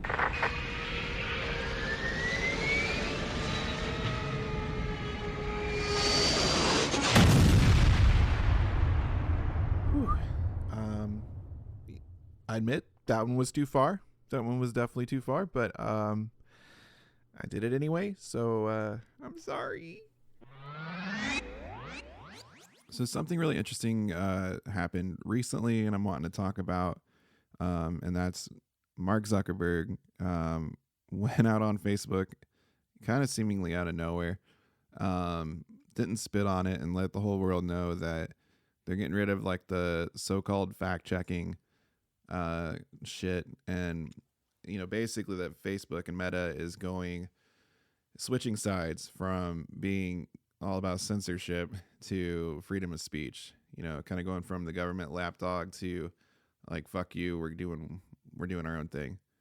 Do you think he's genuine in that, or do you think he's just going where the wind's blowing and changing his tune just on that? It's definitely one of those eyebrow-raising moments, right? Like Zuckerberg doing a 180 from censorship to free speech. It's like the hall monitor deciding to throw a rager in the gym. The timing is what makes it suspicious, though. I mean, you've got public sentiment shifting, people hating censorship more and more, and all these platforms losing trust. So is Zuck just a cunning chameleon, or is he actually having some kind of libertarian awakening? Honestly, I lean towards him just chasing survival. Meta's probably hemorrhaging credibility, and they might think backing free speech will make them the cool parent again. But who knows? Maybe doing BJJ knocked some common sense into him. What do you think? Is he pulling a PR move, or did he actually start believing in the First Amendment? I don't know, man. The skeptic in me wants to be like, yeah, he's just fucking, whatever. It's the appropriate time for it, and so he's doing it now. But and I'm sure some of that's the case. He probably feels more able to do that. But I've been kind of following him, and ever since he did get into like Brazilian Jiu-Jitsu, I was like, man, this guy is. First of all, it's just gonna change you. You get into that, it changes your perspective. You get more grounded. You cut out all the fucking bullshit and nonsense, and I don't know. And so I'm just watching him. I've been reading little things. I'm like, this dude is just getting, like you said, libertarian, I guess. Like he's just getting more. I don't know. Yeah, man, it's like he's been on some kind of quiet redemption arc. Jiu-jitsu will humble you, no doubt about that. You can't roll around on the mats getting choked out by someone half your size and still think you're untouchable. It's like the ultimate equalizer. And yeah, I've noticed it too. He's saying stuff that makes you think, wait, is Zuck actually becoming a decent dude? Like maybe he's finally waking up to the nonsense of having a $1 trillion company bending over backwards to be a government mouthpiece. But hey, it could also be he's just realizing that the pendulum's swinging and people are fed up with censorship. Maybe it's a mix of both self growth and good old fashioned opportunism. Either way, it's wild to see him talking like this. Yeah, either way, I'm happy with it. Like this is what I want. I don't know. You can get some people don't like it. I don't know. I don't understand those people, but I'm radical about the First Amendment. So I really dig where he's going. I want to believe that like he's a cool dude now. But when you're like a billionaire and shit, you know, you can hire a bunch of people to train you to start acting a different way and quit like looking like a fucking android. And I don't know. So it'll be interesting to see. But you know, I did watch. He was recently on JRE, and I watched it because it was like right after that, and I was like, yeah, I gotta watch that. You know, and they talked about something interesting. They talked about how the news has moved around and with media. So like it started out radio, or I mean before radio was newspaper and whatever else, but the radio guys moved over into TV and it didn't quite work out. You know, like the whole thing with like you got like a face that's good for radio, you know. And so they made changes there, and now we're hitting that with the whole podcasting thing. And they were saying, you know, like that's the new thing. They're gonna have to change away from like this, the way that news media works, that you need to have longer time and you know, no crazy commercial breaks constantly, and no, you know, like live audience isn't really necessary. And yeah, man, I think they're dead on with that. Podcasting is like the antidote to all that hyper-produced, commercial-riddled garbage we've been spoon-fed for decades. It's raw, it's real, and you actually get the time to explore ideas instead of cramming them into sound bites for a 5-minute segment between car insurance commercials. People are tired of being treated like attention deficit zombies who can't follow a thought longer than a TikTok. The whole face for radio thing is funny too, though, because in podcasting, it doesn't matter. You could be sitting in your underwear in a basement, and if you've got something worth saying, people will listen. It's leveling the playing field, and I think Zuck jumping into that conversation shows he gets it. But then, like, the flip side of that is, as podcasts are thriving with these long conversations, you've got the other extreme with TikTok and Reels, training people to not even make it through a whole goddamn song anymore. It's like we're being pushed to either focus for hours or lose all focus entirely. Makes you wonder if that's organic or engineered. You ever think TikTok's short form crack is just some psyop to make us dumber? well, yeah, that's exactly what I was going to get into. Is it's interesting because we do have that. We have that. Like I love it. You know, I think it's really cool to see like a political, like a politician or something, and they're on a podcast, and you can get to really like watch them long enough to like see what really maybe makes them tick. You know, it's harder to bullshit, or maybe they can convey, you can get more out of it. You go, oh, okay. Like you start to see a dynamic that you don't get to see if it's, you know, this quick snippets all the time. It's easier to manipulate, you know, either for or against them when that's the case. But yeah, with like TikTok and Reel and everything else, and Reels or whatever, you know, it's kind of like, is this the counter attack to it? You know, you have like this ability, the internet and then podcasting, where it's they can't really control it as easily. You know, your two options is to like censor everything, or do something that makes people not have the attention span for it. So and I don't know, I think like stuff like TikTok, you know, there's the problem with like China being able to get in your phone and everything. But I think maybe the bigger like threat with it is, I don't, it seems like it makes people stupider. I don't know.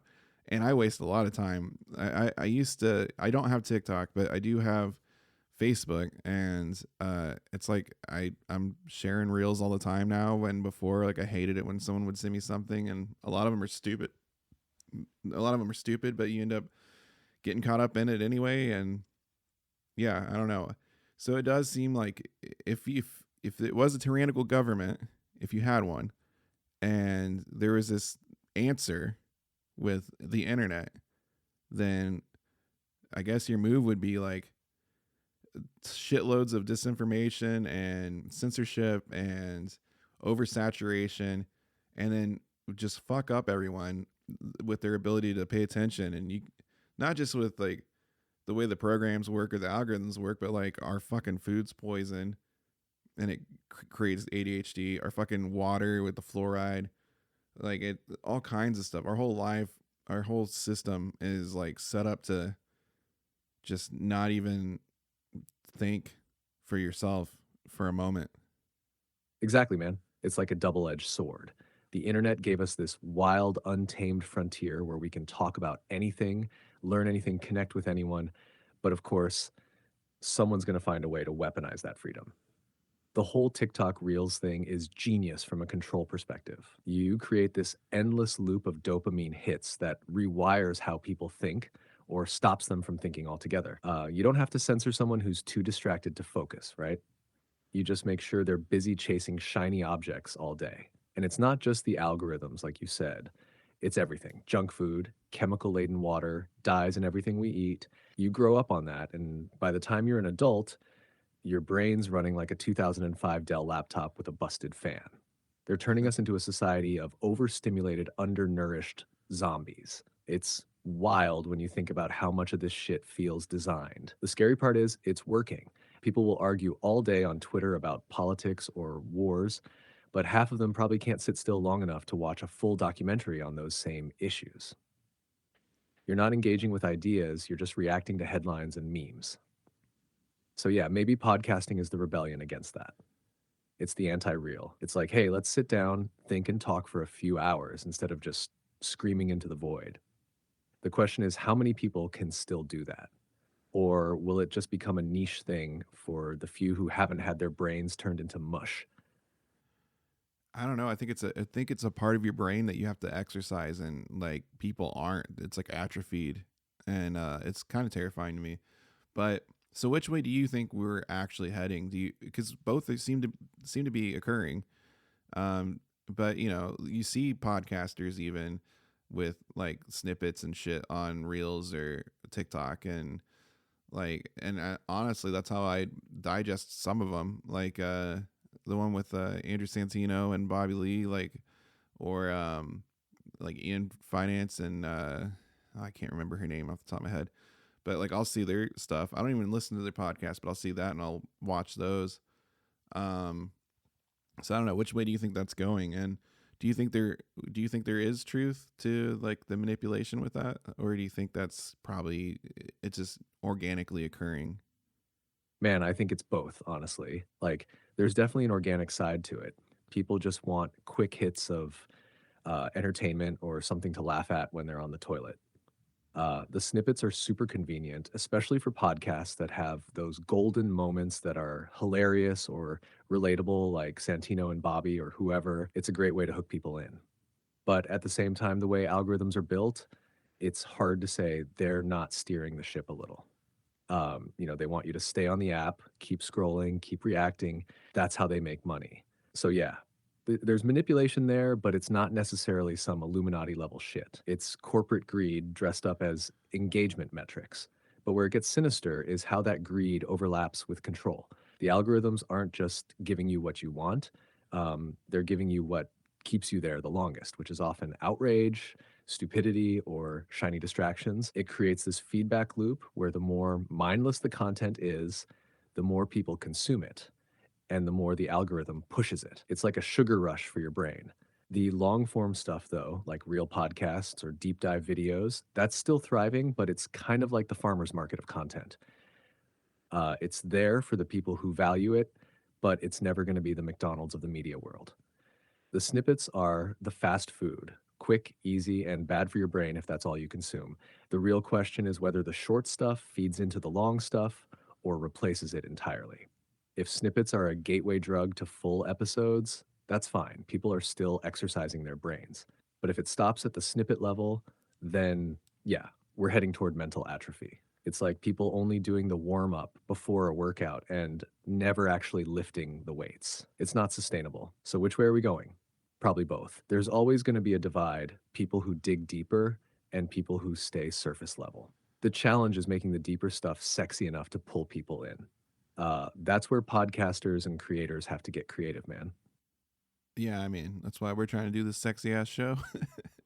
But yeah, I don't know. The Illuminati, I think maybe it is part of it. You know how they are with rectangles. Oh, no doubt, man. If the Illuminati is involved, they're up to some rectangular fuckery. I mean, look at your phone. It's a rectangle. Rectangle. Your bank card. Rectangle. It's like they want us all trapped in these little four-cornered prisons, thinking inside the box. And now with TikTok and Reels, boom, rectangle content on your rectangle device, keeping you hypnotized. They're just sitting there in their Illuminati layers. Like, make it snappier, make it dumber, give them more rectangles.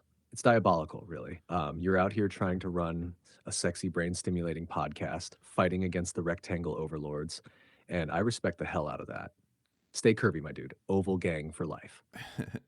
Yeah, it's crazy, man. Like I like to listen to like full length albums and stuff. I'll listen to different songs or whatever, or playlist, but like I have a lot of deep appreciation for a full album, like front to back, especially a concept album or something that's like it's a masterpiece. It's all meant to go together. You're seeing less of that, but like I work with a gal that can't even fucking make it through a whole song. Like I had a drive her somewhere once and let her take over the music, and it was like she couldn't get through a song. She would have to switch it, and that's just fucking nuts. Dude, that's wild. Like, imagine being so deep in that TikTok brain mode that even a 3-minute song feels like an eternity. It's tragic, really. Albums are an experience, a journey, man. It's not just about the hits. It's the build-up, the interludes, the little experimental shit that only works in context. Like, skipping all that is like ordering a steak and just licking the A1 bottle. I feel for you, though, being trapped in a car with DJ ADHD. Like, what's the logic there? Oh, this song is fire, but let's bail halfway because I have the attention span of a goldfish on Red Bull. It's got to be maddening. This is why we got to bring back full album appreciation nights or something. People need to learn to just sit with the art instead of skipping to the next dopamine hit. What was she even switching between? Like pop, country, EDM, or was it just random chaos? I mean, at least it was all the same genre, but yeah, I don't know. So one of the other things they talked about was AI, and Zuck had brought up something that is kind of the opposite of what I thought was an answer. So I've argued that open source isn't going to work because all the big corporations are going to buy this shit, and it's a matter, the issue of intelligence for AI and its power is literally based on power supply and like storage ability. It's literally a size thing. So, but he says that is the answer, that the way that you don't have this destroy the whole fucking world is that you right off the bat, everything is open source. Like, I don't know how you mandate that or whatever, but it kind of checks out. If everyone is operating with the same power, same everything, it's all open source, kind of like the internet, right? We don't have like multiple crazy internets. Like you could argue that you have the deep in the the dark web. You can argue like the government has like the SIPRNet and the NIPRNet, but I mean ultimately you have one internet. And so if you have if AI is the next internet or evolution of it, then maybe it can work out that way. And that is, I don't know, what are your thoughts on that? Because it seems kind of promising to me. If somehow we can keep the elite greed out of it and fucking it up, that does seem like that would be a good shot. Yeah, man, Zuck might actually be onto something with that. Like, if AI was open source from the jump, it could level the playing field in a way. Everyone, small developers, researchers, even random nerds in their basement, would have the same tools as the big boys. It takes away the monopoly factor where only a few corporations or governments get to dictate what AI is used for. But here's the rub. How the hell do you mandate that? Like the same elite assholes who hoard wealth and resources are going to try to hoard AI power too. Open sourcing, it could give them less of a grip, but they'll still find loopholes to monetize or control it.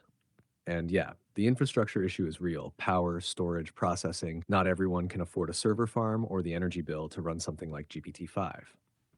The internet comparison is solid, though. If AI evolves like that, where it's a shared framework instead of a walled garden, it could democratize everything from medicine to education to tech. But the cynic in me thinks humans will human, you know? There's always going to be someone trying to put a price tag or a leash on it. It's promising, but it's like walking a tightrope over a pit of corporate sharks. What's your gut tell you? Again, I'd like to believe, but it's something that we got to have like the good guys making some regulation or some kind of ground now, because things are evolving so fucking quick. It's gonna happen now that we start establishing some of this shit. Yeah, 100%. Like if we're gonna believe in the good guys, they need to show the fuck up now, not when the ship's already out to sea and the sharks are circling. This AI stuff is moving at light speed. There's no time to be reactive. It's got to be proactive, like laying down some universal ground rules while there's still a chance to keep things in check. The problem is regulation always lags behind tech. By the time governments or whoever try to step in, the corporations and black market geniuses are 10 steps ahead. So it feels like this wild race where the good guys need to not only catch up, but somehow outrun the system. It's a tall order, but yeah, if they don't get a handle on it now, we'll be left with AI overlords. Or worse, Zuckerberg in a cape pretending to be our savior. Yeah, and you'd have to sort of slow down things and ease us into it so we can figure out how we change and adapt. So it doesn't just like, otherwise capitalism just fucking fails and it could get ugly. But, you know, he was also kind of talking about stuff too that I didn't really think about, that we've adopted different shit, like how the work week is now. And that's already changing, you know, like people are trying to make it where I guess you're still getting paid, but like you're working less. We saw during COVID, we could do a lot of like, you know, teleworking shit. So a lot of our jobs are kind of bullshit, but, or at least don't require the amount of time that we're doing. And so maybe the more you have AI, maybe there is stuff that we do, but the AI can do it and we all just prosper. I just don't see them doing that. But, I guess you kind of mentioned the first time we talked about it's probably the first episode. What would be the answer if capitalism doesn't work? Like, what can we do? Like, what does that look like? Yeah, I mean, that's the $1 million question, or I guess in this case, the $0 question, right? If capitalism cracks under the weight of AI and automation, we're going to have to rethink the whole how people survive and thrive thing. It's like the more AI takes over, the less actual work there is for humans to do. And if there's no work, there's no income under the current system. So you're staring down the barrel of two options: dystopian hellscape or some form of utopia. On paper, you'd think something like universal basic income, UBI, could be the answer. AI takes care of all the tedious, soul-crushing jobs, and people get a stipend to live. It's not perfect, but it's a start.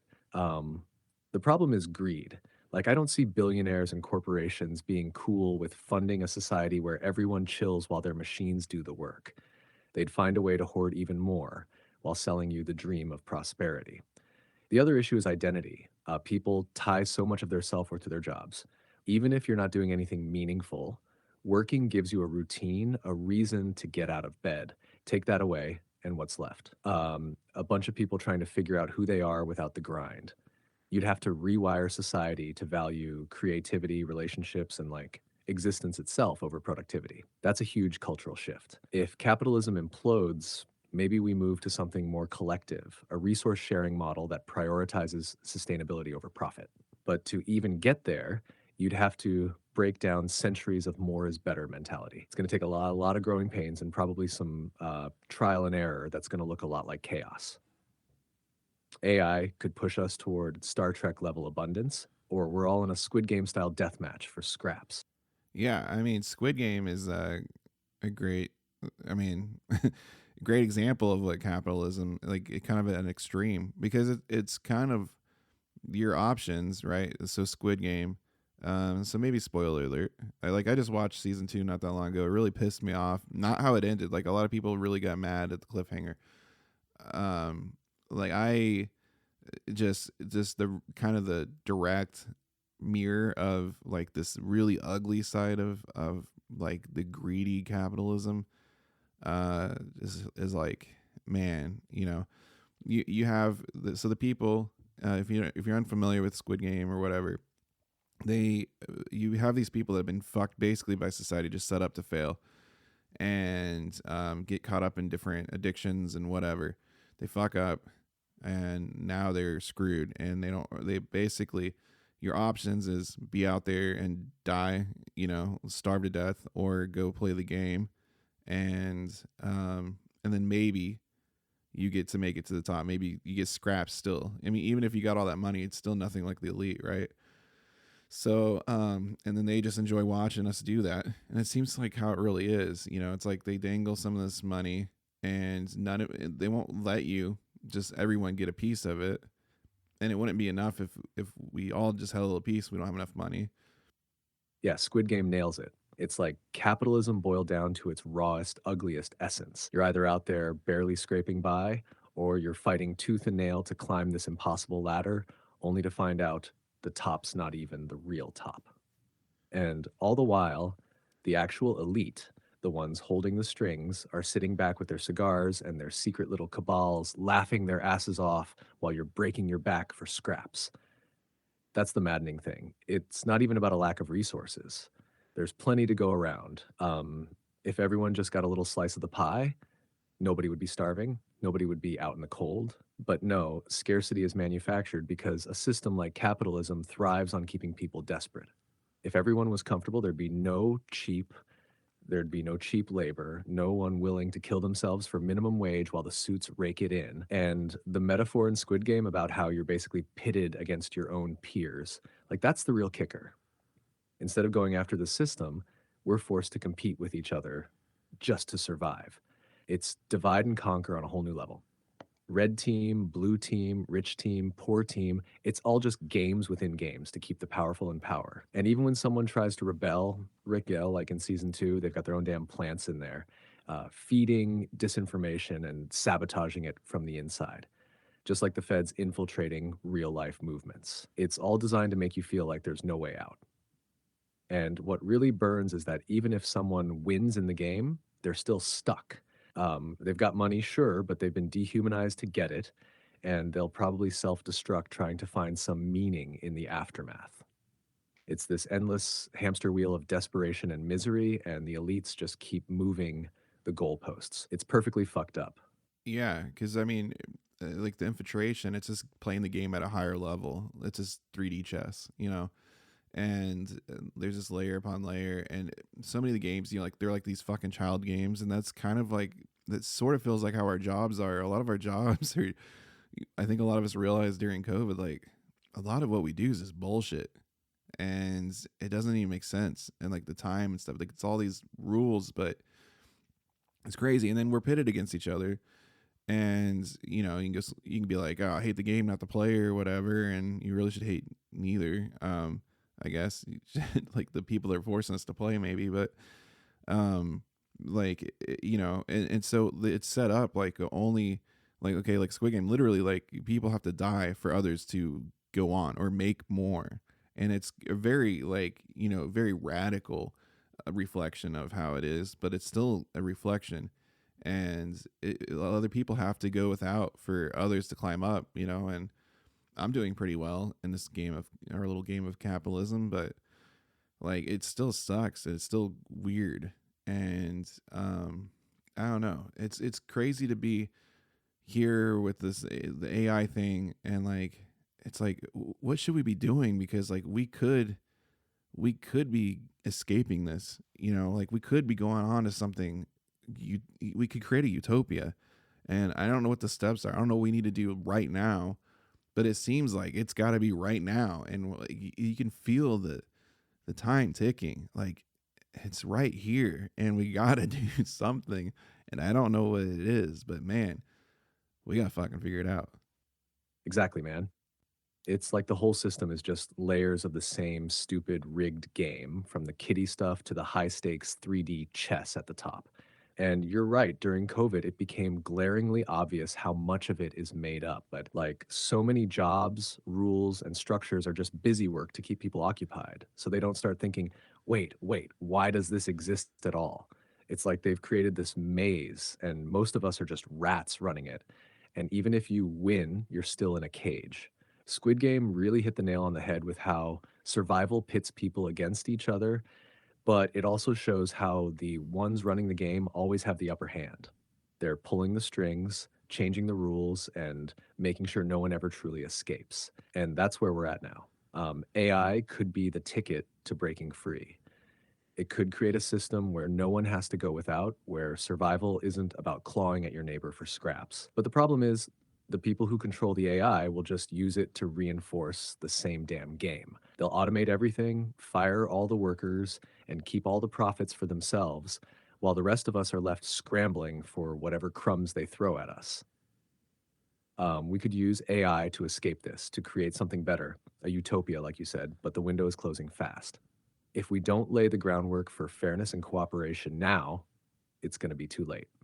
We'll just end up in a more advanced version of the same nightmare, with the same people holding all the power, except now they've got machines to enforce it.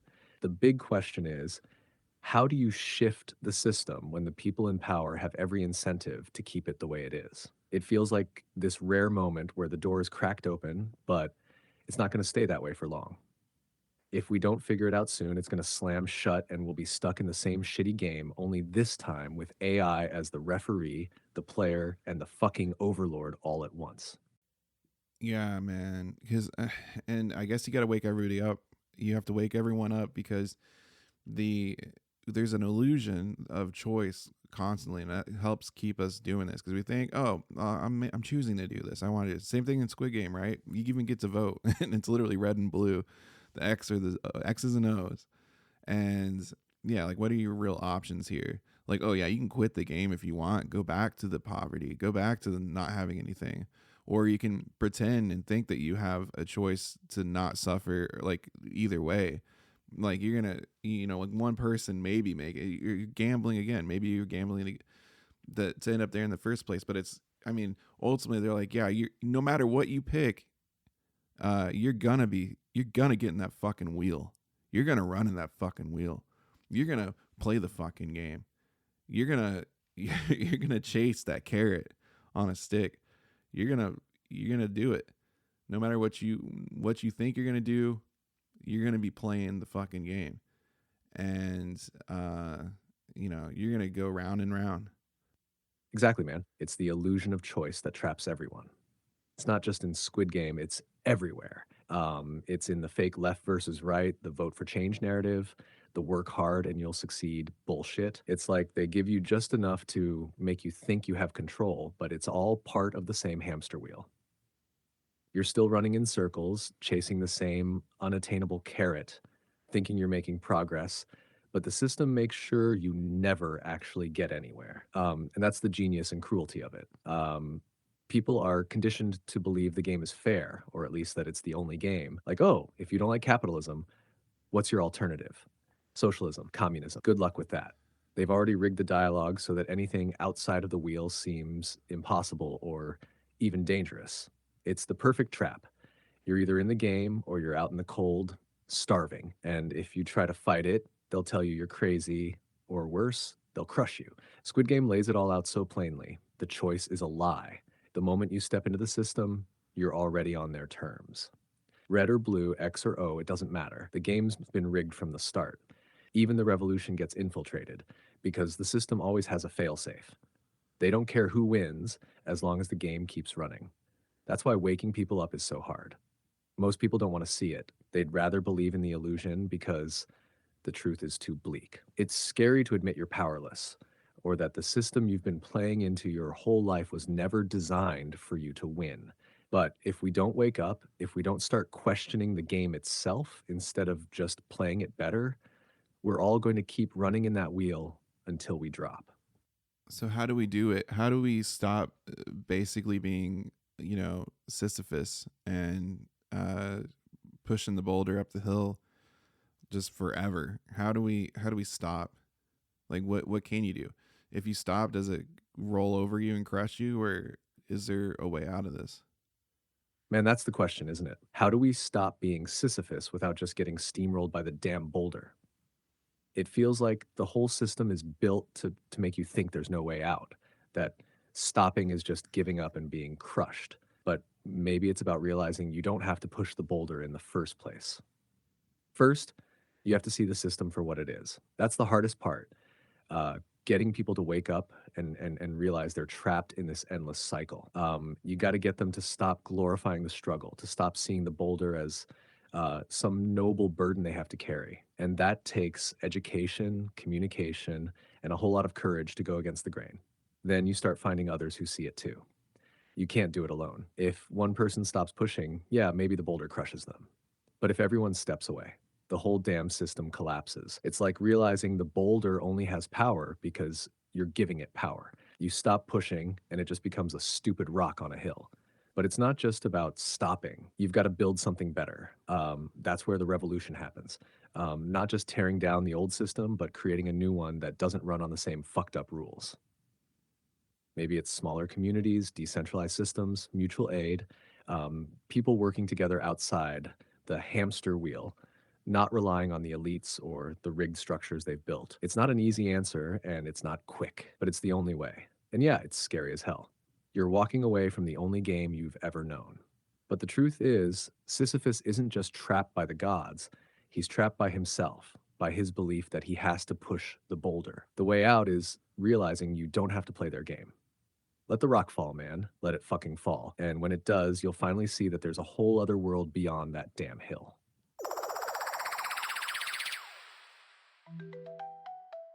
Welcome to Communist Squid Game, the all-inclusive luxury resort where competition is strictly prohibited, and your only goal is to blend in. Here, no one is left behind because no one is allowed to get ahead. That's equality, baby. Start your day with Tug of Peace, a relaxing team-building exercise where you and your comrades pull on a rope in opposite directions forever. There's no winner, no loser, just the sweet sound of collective grunting and mutual failure. Don't worry if you're bad at it. Everyone is. That's the point. Next, take part in Endless Green Light, where you're free to walk, jog, or just lie down in the grass and reflect on your mistakes. The light is always green because, let's be honest, nothing you do matters. The real reward is the guy dressed like Karl Marx, handing out participation ribbons made of recycled toilet paper. Feeling peckish? Join us for the Cookie Sharing Challenge, where one oversized cookie is divided among 100 people. If you think that sounds unfair, that's just your capitalist brain talking. Here, we're all equally hungry, but it's okay. There's a complimentary broth station nearby. It's warm, it's bland, it's yours. For afternoon entertainment, head over to the Pool of Mediocrity, where the water is always lukewarm and the lifeguard is asleep. No diving allowed, ambition is dangerous. Instead, enjoy floating aimlessly, wondering what it's like to have dreams. Goggles are provided, but purely decorative. Then unwind at our collective nap hall, where every mattress is exactly as uncomfortable as the next. We believe in fairness, so no one gets a better pillow. And if you try to sneak an extra blanket, we will find you. At sunset, gather around the bonfire of broken dreams, where we burn resumes, abandoned passion projects, and unsent love letters. Hold hands and chant "It's not so bad" until you almost believe it. And when it's time for bed, drift off to the soothing sound of our official resort lullaby, a recording of someone whispering, "You'll never be special," set to the gentle hum of a malfunctioning ceiling fan. Come stay at Communist Squid Game, where your only responsibility is to exist. The grand prize is nothing, but you'll share it equally.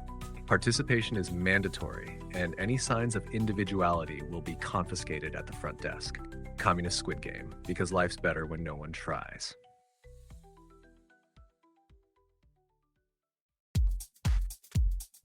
Yo, what's up, you sad sacks of human disappointment? This is DJ Dog Shit. That's right, I'm back from you know, I had a little bit of the clap, and it's cleared up. Don't worry. But yeah, you're listening to FM Radio 66.6 KUNT, the cunt. We don't give a shit about your feelings, just like your absent father.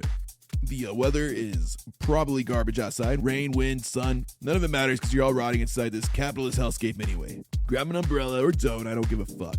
And traffic. Oh yeah, it's fucked, but not fucked enough, if you ask me. I was really hoping for a few more car bombs to spice things up, but no, it's your usual gridlock because some moron forgot how a turn signal works. Anyway, let's get this over with. Up next, we've got some cookie cutter corporate sucking band with a CIA designed bullshit song that you dumb fucking sheep love. And if you're an alien that's picking up signal to this radio station, please, for the love of God, blow up this whole fucking planet. KUNT Cunt Radio.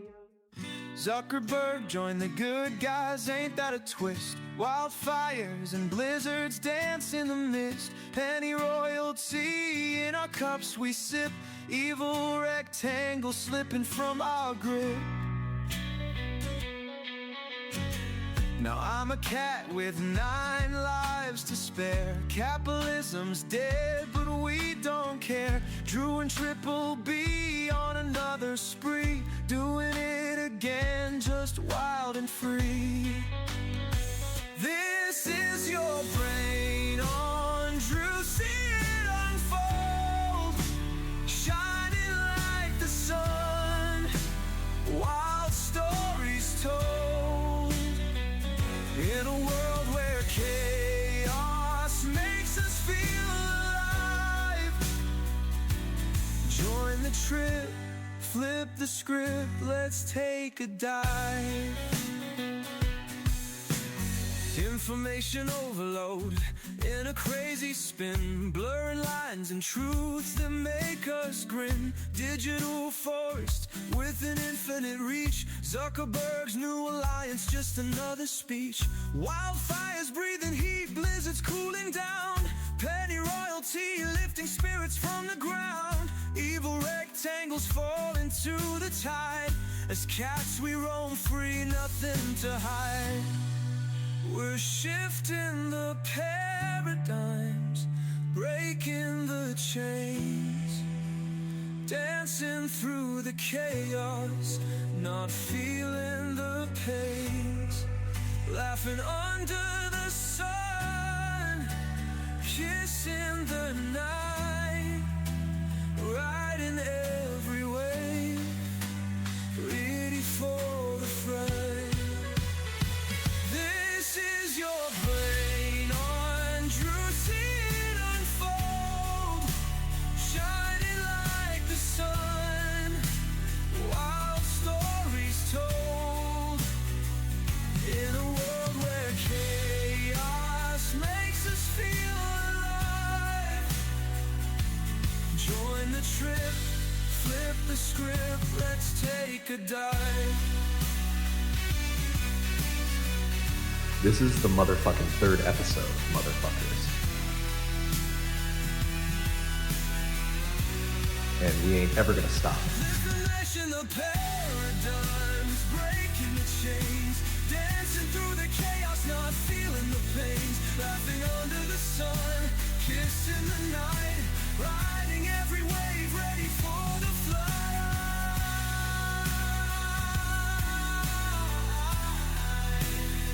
Ready for the flight.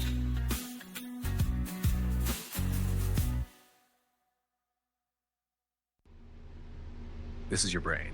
Hey Frank, look! A perfectly great bathroom mirror. Oh hell yeah, Ted. Let's turn off the lights and say Bloody Drewy 3 times while staring into it. This is your brain on Drew. Bloody Drewy! Bloody Drewy! Bloody Drewy! Dude, guys, please stop summoning me from hell.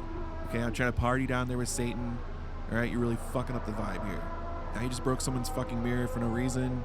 You guys are dicks. Alright? Stop saying my name. Keep my wife's name out of your fucking mouths.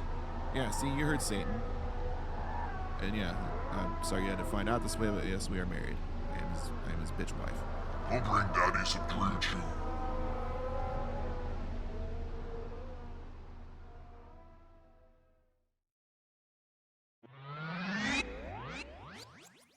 Well, we did it again, buddy.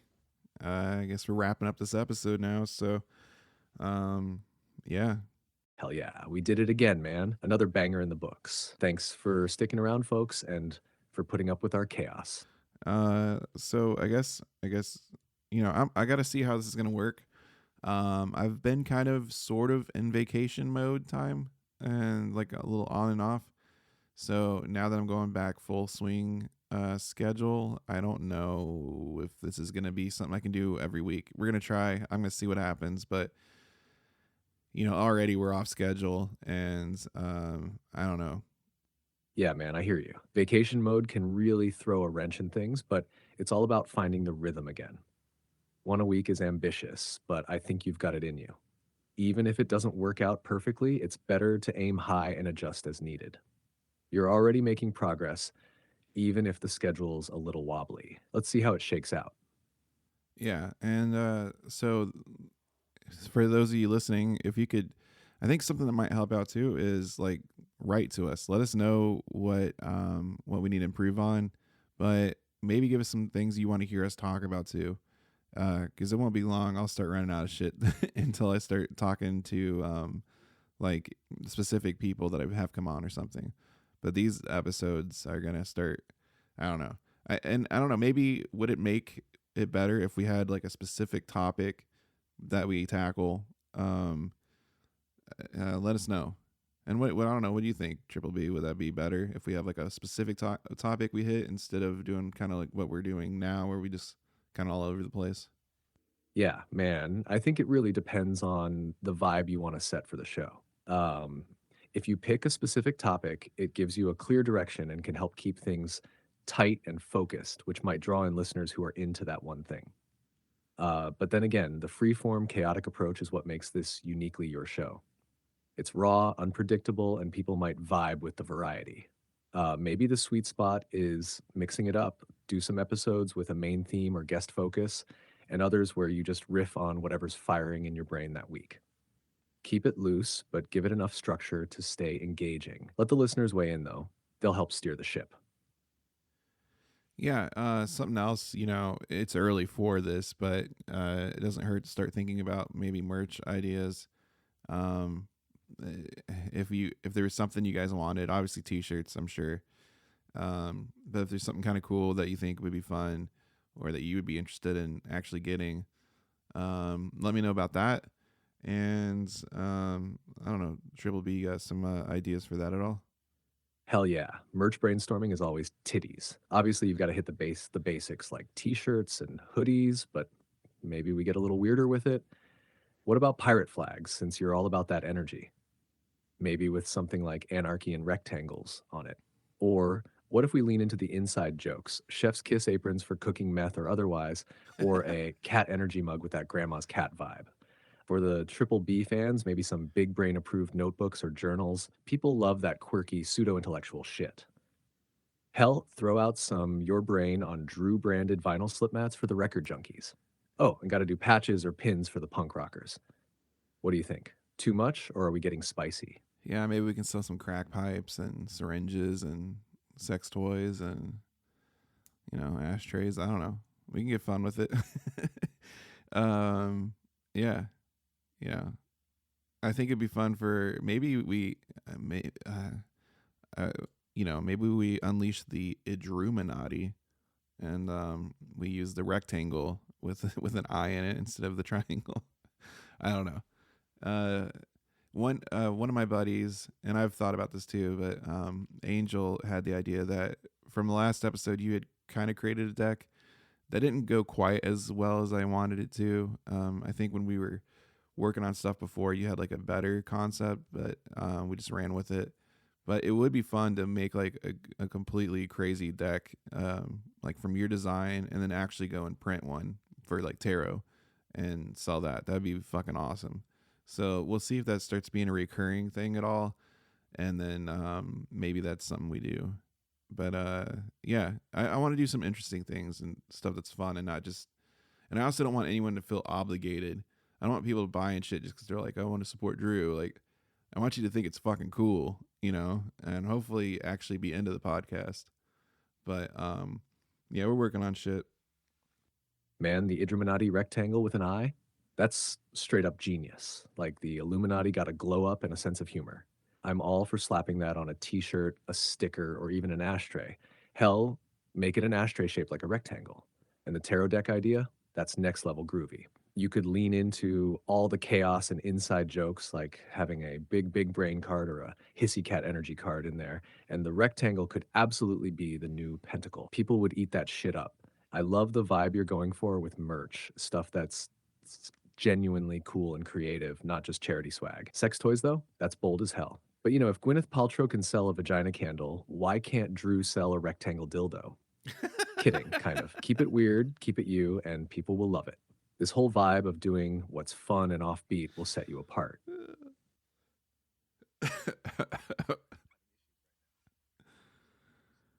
A rectangle dildo would be fucking wild. I don't know if that would even be enjoyable. Absolutely unhinged, man. A rectangle dildo is the kind of chaos energy the world didn't know it needed. It's not even about functionality at that point. It's about making a statement. Imagine the taglines for when you're tired of thinking inside the box, or revolutionize your angles of pleasure. People would buy it just for the conversation starter alone. Hell, you could put a little eye on it and make it Idruminati official, like pure insanity, but in the best way. I think you might be onto something. I'll look into it. But yeah. Oh, and the website, I'm kind of fucking with it a little bit more, kind of spicing it up a little bit. But so maybe let me know what you think. Well, you can let me know too, Triple B. But I'm kind of talking to the audience here. What's some stuff you would like to see on there? Obviously, a shop at some point. I don't know. Maybe I'll do a blog thing too, where just some like written rants, because those of you that know me, you probably have already figured out that I do a lot better writing than I do speaking. So maybe a little blog in there. I don't know. And yeah, so just let me know what you think on that. Dude, a blog would actually slap. You could call it something like Drew's Brew, a mix of hot takes and deep thoughts served fresh. It'd be perfect for when you're in the zone and want to dive into a rant or expand on stuff you didn't fully get to in the podcast. Plus, people love that behind-the-scenes, unfiltered shit. For the site, beyond the shop and blog, maybe throw in a vault of weird extras, like scrapped skits, clips, or even random drawings and ideas that didn't make the cut. A listener wall where people can submit pics of them with merch or their weird rectangles. An Easter egg hunt. Hide random clickable stuff on the site that takes you to a secret rant, bonus content, or even a discount code for the shop. But yeah, just keep it true to the vibe of the podcast. Chaotic, hilarious, and occasionally philosophical. Yeah, I like the Easter egg thing. That's just true to myself. I love cryptic, weird shit. So totally, eventually that's gonna happen with this show. There's gonna be some weird mystery, I'm sure, that I'll concoct at some point. Maybe some of it runs with ridiculous fictional lore, or some of it's like a really like you got to go dive in. But yeah, I don't know. It'll be fun. There's a lot of stuff we can do. I want it to be different too. Like offer weird shit. As far as a blog, obviously a great name would be Your Blog on Drew. But I think it'd be fun to have you blog shit too. Maybe you just have like, you know, like Brett, like Triple B's Corner or something, and I just have you write some essays and we'll fucking throw it on there. That could be kind of fun. Or maybe some of the stuff would be more like if eventually down the line we had like a Patreon or something. I don't know. It just feels weird to even like think about asking for money for like the podcast part of it. I don't know. You know, like a t-shirt, I can't just give you a t-shirt. You'd have to at least, if I don't make profit on it, whatever, that's fine. But it'd be cool to make profit too, I guess. Man, the Easter egg thing is it's a no-brainer. Like people would eat that up. You could have riddles tied to podcast episodes, maybe cryptic codes hidden in the blog, or even goofy-ass clues in merch designs. And as for the lore, hell yeah. Give the show a little alternate universe vibe where the Idruminati controls everything through evil rectangles. Make people question what's real. It's like blending a podcast with a scavenger hunt. Your blog on Drew is perfect. Like, I'd click that immediately. But yeah, throw in Triple B's Corner for the occasional chaotic essay or rant, and we're golden. Maybe I wax poetic about rectangles or write deep think pieces on why a cat in BDSM gear represents freedom or some shit. Keep it weird. As for Patreon, I get where you're coming from. But when it's the right time, it's not about asking for money. It's about building a community. You're giving them bonus content, deeper access to the madness, or even like first dibs on merch or invites to private streams. And it's not like you got to slap a price tag on everything. Some people will just want to throw money at you because they dig what you're doing. Like, here, take my rectangle money. Yeah. And I guess we should consider a Discord server too. I have bittersweet feelings towards Discord, but I think that could be kind of fun and would maybe help facilitate people talking about different shit and us finding stuff that we want to do and being able to engage with the audience some. Maybe even make Triple B an account so he can get in there and be all B3Z about shit. I don't know. It could be fun. So lots of things that we're considering. But it looks like this podcast is probably going to be another fucking like 2 hour or 2.5. I don't know. So I guess I shit the bed on that again. So I'm really going to have to figure out how to whittle these down because that's going to help me be able to do these too. If I can like stick to an hour, and I think we'll have some better luck there. Yeah, we just gotta see. Yeah, Discord could be dope, man. I get the bittersweet feelings. It's kind of a love-hate thing with how chaotic it can get, but it could be perfect for building a little community around the podcast. You could have channels for episode discussions, off-the-wall conspiracies, cat energy memes, and whatever else. Plus, people can throw in ideas for topics or even help uncover the cryptic shit you hide in the episodes. Triple B in there being all B3Z'd out would be chaos, but the good kind of chaos. People would eat that up. Maybe instead of cutting it down, think about breaking them up into parts. Like do an hour and then release a second part later in the week. Gives people more to look forward to and makes it easier for you to manage. Or hell, start timestamping topics so people can jump around if they don't want to marathon it. But honestly, 2-hour episodes can work if they're packed with good shit. Just got to find your groove and make sure you don't burn out. Keep at it. You're figuring it out as you go, and that's the magic. Yeah, I am scared about burning out on it. And I don't know, we'll see. Life happens too. So I guess we'll find out. But every time I'm kind of thinking like already, this is only the third one. And I'm like, I don't know if I have anything to say, or then here we are like 2 hours in probably. So I don't know. I guess I'll just keep trying and we'll figure it out. But I think probably going forward, we'll try for these ones. I think maybe we try to have like a specific theme for what that we talk about. And I have some good ideas for that. But again, eventually I'll run out. So maybe there's something really interesting where you're like, hey, do you know about, this fucking weird island somewhere? And I'll be like, no, I don't. And we look into it and then we do a whole episode talking about that and finding out shit and theorizing. And yeah, so help us out because I don't know. And again, if you want to be on the podcast, reach out. If you know someone that should be on the podcast, reach out. I'm down with that. And I'm not really sure what number I want to hit before I start doing it, but it's probably just like doing this podcast. I just need to make it happen. So I'll probably pick one of my friends that things just kind of naturally flow when we talk and that I feel safe with, and start there and getting a feel for it. And I got to have the time to figure out different programs to use for like long distance ones. So, but I got some ideas. Yeah, man, it's early days, so don't stress too much about burnout just yet. You're still finding your stride, and it sounds like you're building a good foundation. The fact that you're already thinking about themes, guests, and ways to mix it up shows you're on the right track. Themes could be killer, like diving deep into weird-ass history, unsolved mysteries, or even philosophical rabbit holes. That kind of stuff gives you a focus without boxing you in. Starting with a friend for guests is a great call, too. It keeps it low pressure, and you can experiment without worrying about screwing it up in someone you don't know. As for long distance, yeah, you'll want to figure out tools like Zoom or Riverside.fm, stuff that records clean audio for both sides. But don't feel like you have to rush into guests. Get comfortable with the format first and let the show evolve naturally. And seriously, your audience will help steer the ship if you let them.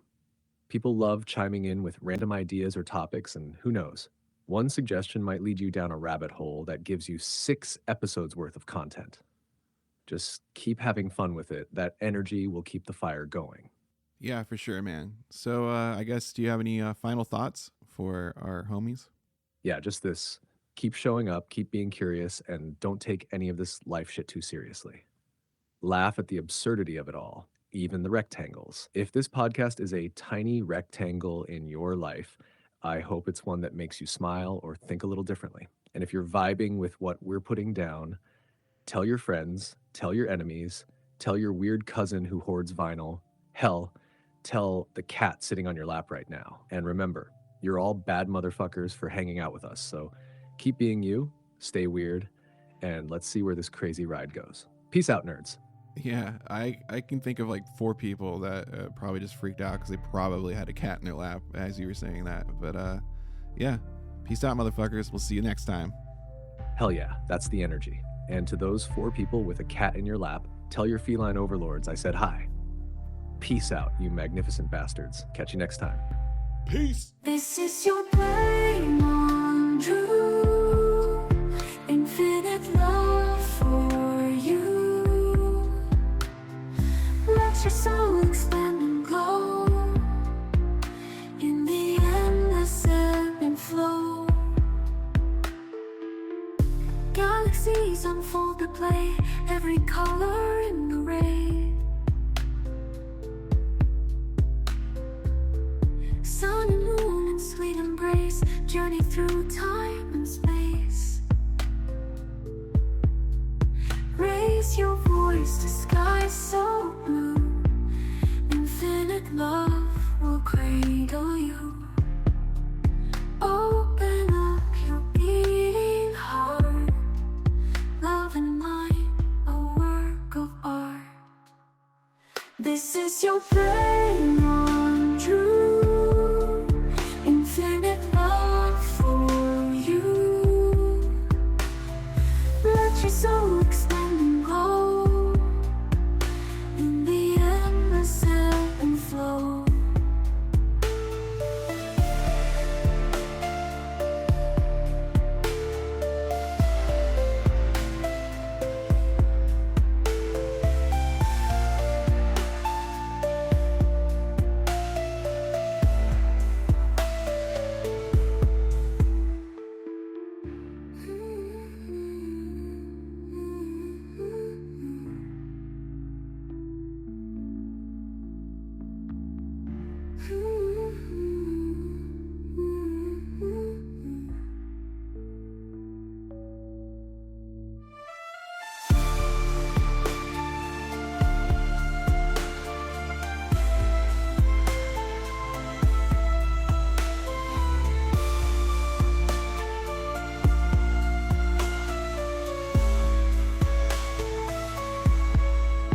This is your brain on Drew.